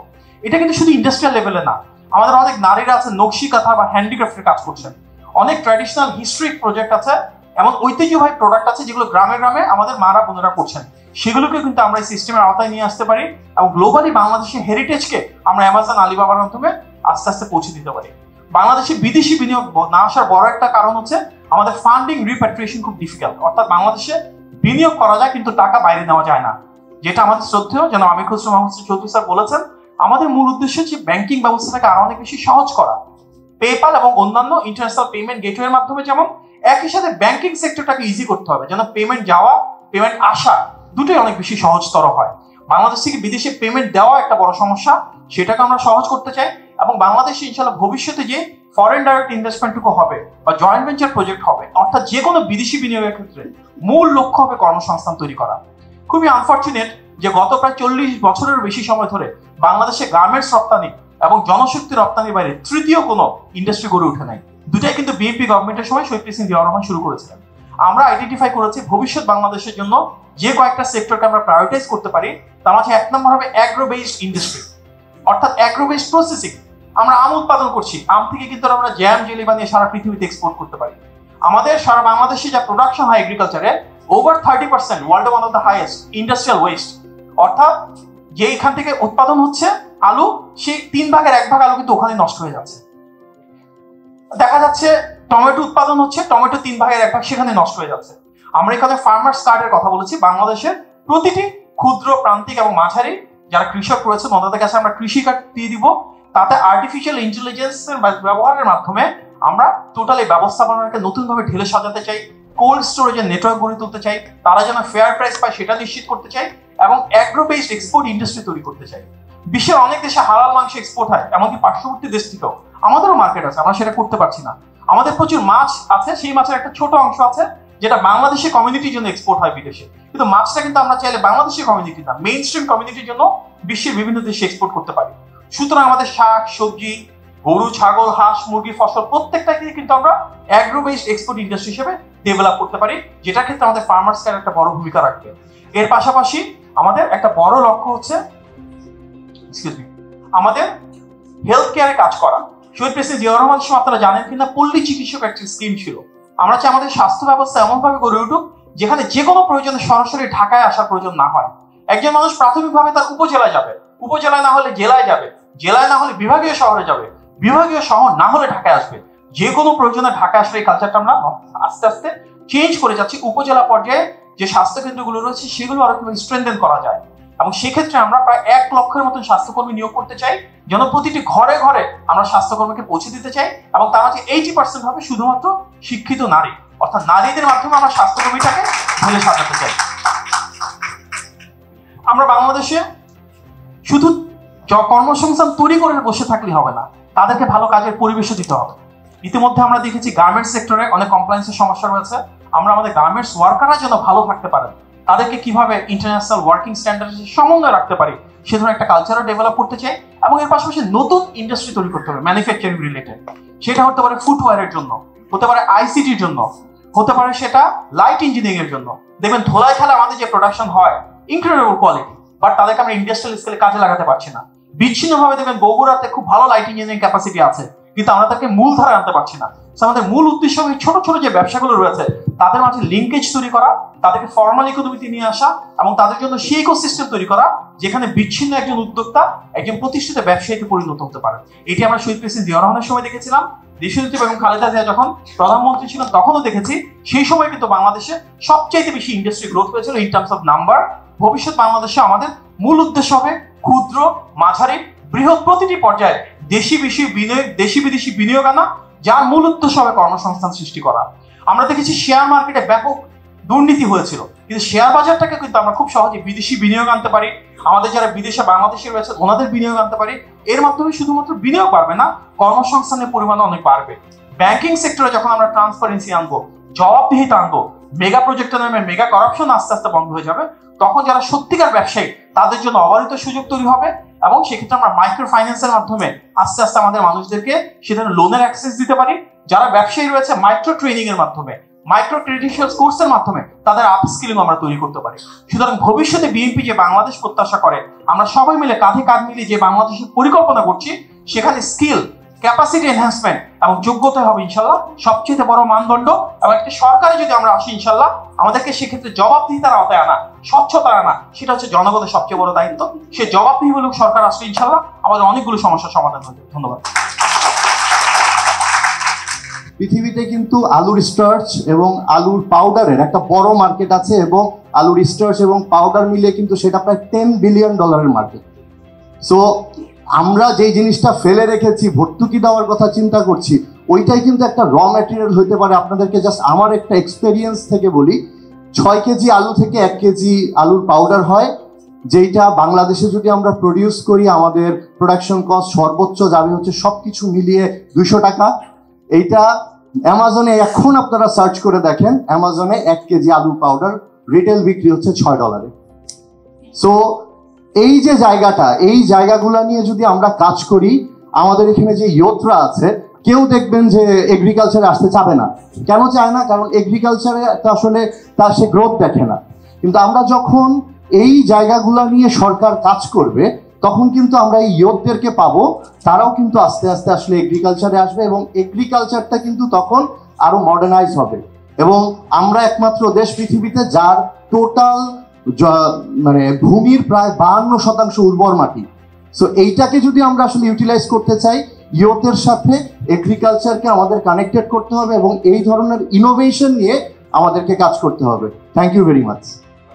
যেহেতু বিলো 50 আছি, নিজেকে এখনো ইয়ুথ মনে করি বা আমি মনে করতে চাই সবসময়, তো আমি স্যারের কাছে জানতে চাই যে আসলে আমাদের এখানে অনেক স্টুডেন্ট আছেন, আমাদের অনেক ইউনিভার্সিটির স্টুডেন্ট আছেন, মিডিয়া অ্যান্ড জার্নালিজম একটা সাবজেক্ট কিন্তু এসে ইন্ট্রোডিউস হয়েছে এবং এখানে অনেক স্টুডেন্ট বেরোচ্ছে। ওদের কর্মক্ষেত্রটা কিন্তু খুব সীমিত। আপনি দেখবেন যে আপনার আমাদের যে টিভি বা মিডিয়া পত্রিকা বা অনলাইন বা এই রিলেটেড যে প্ল্যাটফর্মগুলো আছে, এখানে সিকিউরিটি খুবই মানে জব সিকিউরিটি নেই, নানান দিক থেকে এই সেক্টরটা খুবই বঞ্চিত। আমার মূলত যে আপনার কাছে যে দাবিটা, সেটা হচ্ছে আমাদের জার্নালিজম কমিউনিটির জন্য আগামী যদি আপনারা ক্ষমতায় আসেন, যে আমাদের যে সিকিউরিটি, মানে ধরুন শেষ বয়সে একটা সাংবাদিক খুব মানবত জীবনযাপন করে, এটা শুনলে কিন্তু কেউ আর আসবে না এই পেশায়। আমি কিন্তু স্বীকার করতে চাই, আমি একটা অর্গানাইজেশন লিড দিই, Bangladesh federal union of journalist, BFUJ, আপনি জানেন বিষয়ে। তো আমাদের প্রায় সারা বাংলাদেশে আমাদের অংশগ্রহণ আছে। তো আমরা দেখি একটা সাংবাদিকদের শেষ জীবনটা খুব মানবেতর হয় যদি সে সৎ সাংবাদিক হয়। তো এই বিষয়ে যেহেতু সেবাধর্মী এবং রাষ্ট্রের একটা ফোর্থ হিসেবে কাজ করে, আপনাদের প্ল্যানিং, আগামী প্ল্যানিং এ আমাদের সাংবাদিকদের শেষ বয়সের সিকিউরিটির ব্যাপারে কিছু আছে কিনা? এক, আমার সাজেশন হচ্ছে যে ধরেন আমি জানি যে সাংবাদিক কল্যাণ ট্রাস্টের মাধ্যমে যিনি এখন এমডি আছেন এম আব্দুল্লাহ, সে আমাদের ফেডারেলের একসময় সভাপতি ছিলেন, উনি বোধহয় একটা ইনিশিয়েটিভ নিয়েছে যেটা সরকারের আলোচনায় আছে। এটা ধারাবাহিকতা যদি আপনারা ধরে রাখেন, আশা করি এখান থেকে কিছু একটা বেরিয়ে আসবে। আর সেকেন্ড হচ্ছে যে আমাদের মানব সম্পদ মানে সব মন্ত্রণালয় আছে, কিন্তু মানুষ তৈরি কোনো মন্ত্রণালয়, মানে আমি বলতেছিলাম যে মিনিস্ট্রি অফ ওয়েলবিং বা মিনিস্ট্রি অফ মানে HR, এই টাইপের ওয়ার্ল্ডের সব জায়গায় আছে মনে হয় যে মানব সম্পদ ব্যবস্থাপনার একটা মন্ত্রণালয়। তা আমাদের যুব সমাজ যাতে শুধু টাকার পিছনে না ছুটে, কাজের পিছনে যাতে ছুটে, তাদেরকে তৈরি করে দেওয়া এবং যারা অলরেডি যুবক থেকে বৃদ্ধ হয়ে গেছে তাদেরকে ব্যবস্থাপনা নিয়ে আসা। আমার মনে হয় যে একটা আলাদা সেক্টর দরকার, যে মানব সম্পদ মানুষগুলোকে, এই যে টাকা লুটপাট, আপনারা যেটা বললেন যে টাকা লুটপাট হয়েছে, আমরা তো লুটপাটে জড়িত না, আমরা শুধু ভুক্তভোগী। তো আমাদের মাথায় যে লক্ষ লক্ষ লক্ষ লক্ষ টাকা যে ঋণের বোঝা যারাই চাকরি দিয়ে থাকুক, তো আমরা আমাদের মানব সম্পদটাকে ব্যবস্থাপনার মধ্যে নিয়ে আসলে টাকার পিছনে না ছুটে, একটা মানুষের জীবনে খুব বেশি টাকার প্রয়োজন নাই, যে জিনিসটা আমি অনেক সেমিনারে বলেছি। তো বেঁচে থাকার জন্য খুব বেশি টাকার প্রয়োজন নাই, যদি সে সুস্থ পথে হালাল পথে বাঁচতে চায়। তো এই জায়গাতে আপনাদের করণীয় কিছু আছে কিনা মানব সম্পদ ব্যবস্থাপনায়? ধন্যবাদ অনেক অনেক আমাকে এই সুযোগ দেওয়ার জন্য। আমাদের টিম এবং আপনাদের সবাইকে এবং আমাদের প্যানেলিস্টদেরকে সময় মেনটেন করার জন্য আমি আবার অভিনন্দন জানাচ্ছি। এ পর্যায়ে আমরা ক্লোজিং রিমার্কস, আপনারা অনেকেও অনেক কিছু বলেছেন, ক্লোজিং রিমার্কস এবং মোরাললেস আমাদের এখানে সবচেয়ে সিনিয়র মোস্ট হিসাবে উনি আছেন, যদিও মিস্টার নাহিদ কি ইউথ নাকি ইউথ না এটা নিয়ে একটা ডিবেট আছে, এটা আমরা আপনাদের উপরে ছেড়ে দিলাম। তবে আমরা ওনার কাছ থেকে একটা উপদেশমূলক লাস্ট 2 মিনিটসে বক্তব্য চাচ্ছি স্যার।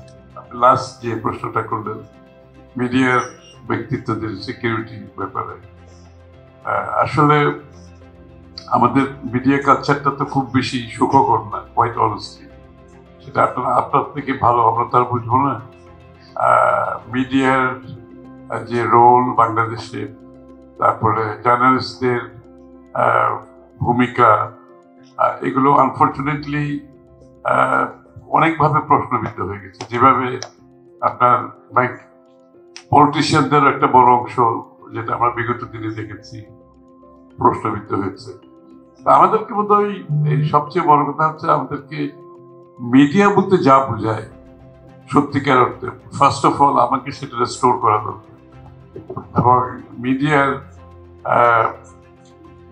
যে কিছু লোকের হাতে, কর্পোরেটের হাতে মিডিয়ার যে একটা নিয়ন্ত্রণ, সেখান থেকে বোধহয় মুক্ত করে আপনার প্রপার কি বলে এডিটর্স অ্যাকাউন্টেবিলিটি, এটা এনশিওর করা দরকার আমাদের।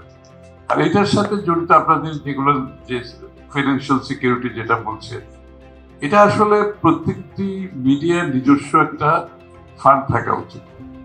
এখানে সরকার হয়তো একটা ম্যাচিং ফান্ড দিতেই পারে, সেটা অন্য কথা, ইনিশিয়েটিভ কিন্তু আপনার মিডিয়ার থেকে আসতে হবে। এই কারণ এগুলো তো প্রাইভেট, এটা তো সরকারি কিছু না, এটা তো প্রত্যেকটা, আপনি যদি মিডিয়া কোম্পানির জন্য যদি সরকার সাবসিডি দিতে থাকে তাহলে সবাই তো দাবি করতে পারে সেটা। তো সুতরাং আপনাদের থেকে যদি ইনিশিয়েটিভ থাকে মিডিয়ার পক্ষ থেকে, সেখানে সরকারের পক্ষ থেকে ম্যাচিং ফান্ড আসতেই পারে। একটা কন্ট্রিবিউশন তো আপনাদের সেক্টর থেকে আসতে হবে, তাহলে ম্যাচিং ফান্ডের সুযোগ আছে এক কথা। আর দ্বিতীয় কথা হচ্ছে ওই একজন অ্যানিম্যাল, যে আমাদের দেশে পশু পাখির প্রতি অবজ্ঞা ভালোবাসা মধ্যে আমাদের মধ্যে সমাজে হয়তো প্রতিষ্ঠিত হয়নি। তো আমাদের একটা সুখবর আছে, আমাদের একজন নেতা আসছেন বাংলাদেশে যিনি সবচেয়ে জনপ্রিয় নেতা, হি ইজ অ্যান অ্যানিমাল লাভার। আমি কার কথা বলছি? এটা একটা বড়, এটা আমাদের সৌভাগ্য যে একজন নেতা যিনি অ্যানিমাল লাভার, তার পুরো ফ্যামিলি অ্যানিমাল লাভার। এবং উনি লন্ডন থেকে আসার সময় ওনার বিড়ালটা নিয়ে উনি সবার চেয়ে বেশি চিন্তিত এই মুহূর্তে, বিড়ালটাকে কিভাবে সাথে নিয়ে আসবেন, এটাই সবচেয়ে তার বড় চিন্তা এখন। তো সুতরাং সেদিক থেকে আমার মনে হয় আমি খুব আশাবাদী। আমাদের আসলে এই যে মানবিক বাংলাদেশ যখন আমরা বলি না, তো সব এটা অ্যানিমালকে বাদ দিয়ে কিন্তু পুরো মানবিক বাংলাদেশ হতে পারে, অ্যানিমাল নেচার সবকিছুকে দিয়ে মানবিক। আর লাস্টলি যেটা আমি বলবো সেটা হচ্ছে আমাদের সবচেয়ে বেশি ভরসা হচ্ছে ইয়াং জেনারেশন, নতুন প্রজন্ম। এবং আগামীর বাংলাদেশে আমাদের ডেমোগ্রাফিক ডিভিডেন্ডের কথা যেটা আমরা বলে থাকি সবসময়, সেটাকে যদি আমরা সত্যিকার অর্থে ডিভিডেন্ডে পরিণত করতে চাই, আমি আগেও বলেছি যে এখানে একটা পলিটিক্যাল কমিটমেন্টের দরকার আছে। এবং পলিটিক্যাল কমিটমেন্ট খালি রেটোরিক্স অ্যান্ড পলিটিক্যাল স্টেটমেন্টের মধ্যে সীমাবদ্ধ থাকবে না, এখানে একটা বড় ধরনের বিনিয়োগের ব্যাপার আছে। সেই বিনিয়োগের প্রথমটা হচ্ছে আপনার স্বাস্থ্য এবং শিক্ষা, দুইটা জায়গায়। এই দুইটা জায়গায় যদি আমরা প্রপারলি বিনিয়োগ করতে না পারি এবং স্বাস্থ্য শিক্ষাকে যদি সেই পর্যায়ে নিয়ে যেতে না পারি, তাহলে ডেমোগ্রাফিক ডিভিডেন্ড পাওয়ার কোনো সুযোগ নেই। এই জন্য বিএনপির পক্ষ থেকে যেটা আমরা বলেছি পরিষ্কারভাবে এগেইন, যে আমাদের জিডিপির 5% স্বাস্থ্য খাতে, জিডিপির 5% শিক্ষা খাতে আমরা বিনিয়োগ করব, হুইচ ইজ বিগ অ্যামাউন্ট। মানে এটা অবশ্যই ইনক্রিমেন্টাল, এটা তো ওভারনাইট হবে না। এখন তো 1%, 1.5% এরকম ঘোরাঘুরি করতেছে। আমরা বলছি আপ টু 5%। আপনি যদি একটা শিক্ষিত জাতি করতে না পারেন, আপনি যদি একটা স্বাস্থ্যকর জাতি করতে না পারেন, ডেমোগ্রাফিক ডিভিডেন্ড কোনোদিনও হবে না। চায়না আজকে এখানে আসছে, কোরিয়া এখানে আসছে, শুধুমাত্র এই দুইটা জায়গায় তাদের ইনভেস্টমেন্টের কারণে। সবচেয়ে বেশি ইনভেস্টমেন্ট এই দুইটা জায়গায় করেছে। একটি স্বাস্থ্যকর জাতি করেছে, একটা শিক্ষিত জাতি করেছে, যেটার মাধ্যমে তাদের ন্যাশনাল যে অ্যাম্বিশন গুলো আছে, যে ন্যাশনাল অ্যাম্বিশনের জন্য যার যেখানে কন্ট্রিবিউট অবদান করার সুযোগ আছে সেটা সৃষ্টি করা, এবং এই যে একটা অপরচুনিটি ক্রিয়েট করে একটা লেভেল প্লেইং ফিল্ড সমস্ত জাতির, যেটা আমি শুরুতেই বলেছিলাম, অংশগ্রহণের জন্য আপনি সেই পরিবেশ সৃষ্টি করতে হবে, যে কোনো প্যাট্রোনাইজ গ্রুপ যাতে দেশে দখল করতে না, কোনো অর্গানাইজ গ্রুপ যাতে সুযোগ সুবিধা না নেই। যারা অর্গানাইজ গ্রুপ না, যারা তাদের বাইরে যে লোকগুলো আছে তাদেরকে আপনি সম্পৃক্ত করতে হবে দেশের সমস্ত কর্মকাণ্ডের সাথে। সুতরাং ইয়াং জেনারেশনের জন্য যেটা আমি খুব আশাবাদী, আমাদের যে উইন্ডোটা এখনো আরো প্রায় 20-25 বছর উইন্ডো আছে, এটার জন্য ইয়াং জেনারেশনকে we have to invest heavily on demographic ডিভিডেন্ডটা পাওয়ার জন্য। আপনি দেখেন ফ্রিল্যান্সিং এর কথা আপনারা অনেকক্ষণ বলেছেন। আমাদের পার্শ্ববর্তী দেশে ফ্রিল্যান্সিং থেকে আমাদের ইয়াং জেনারেশন, ওদের ইনকাম হচ্ছে $40 বিলিয়ন। ফিলিপিনে এটা হচ্ছে $20 বিলিয়ন, বাংলাদেশ হচ্ছে $1 বিলিয়ন। তাহলে আমাদেরকে কোথায় যেতে হবে? এবং ইট ইজ পসিবল। $1 বিলিয়ন কিন্তু যারা করছে, এটা কোনো সরকারের কোনো সহযোগিতাই করছে, এটা আপনার এই যে আমাদের ইয়াং ছেলে মেয়েরাই করছে, কি নিজেদের উদ্যোগে করছে, কোনো পলিসি নাই এখানে। এখানে বললাম তো একটু আগে, রেজিস্ট্রেশন করতে হবে, রেজিস্ট্রেশনের পয়সাটা পর্যন্ত আমি ক্রেডিট কার্ড দিয়ে বাংলাদেশ থেকে দিতে পারি, এটা আবার তাদের বন্ধু বান্ধব আত্মীয় স্বজনকে দিয়ে টাকা দিতে হয়। 20,000 টাকার উপরে আসলে বাংলাদেশ ব্যাংকে গিয়ে আপনাকে ফর্ম ফিল আপ করতে হয়। এর মধ্যে আমাদের ছেলে মেয়েরা $1 বিলিয়ন করেছে। ইমাজিন, আমরা যদি এটাকে লিবারালাইজ করে দিই, ডিরেগুলেট করে দিই, আমরা যদি ওই যে প্যাপেলের কথা বলছি যে এগুলোকে ওপেন করে দিই, ইমাজিন আমাদের 2 লক্ষ ছেলে মেয়ে এখানে জড়িত আছে, আমরা কোন লেভেলে যেতে পারি। আই থিঙ্ক বাংলাদেশকে ইজিলি $10-15 বিলিয়ন দেওয়া আমার জন্য কৌশল।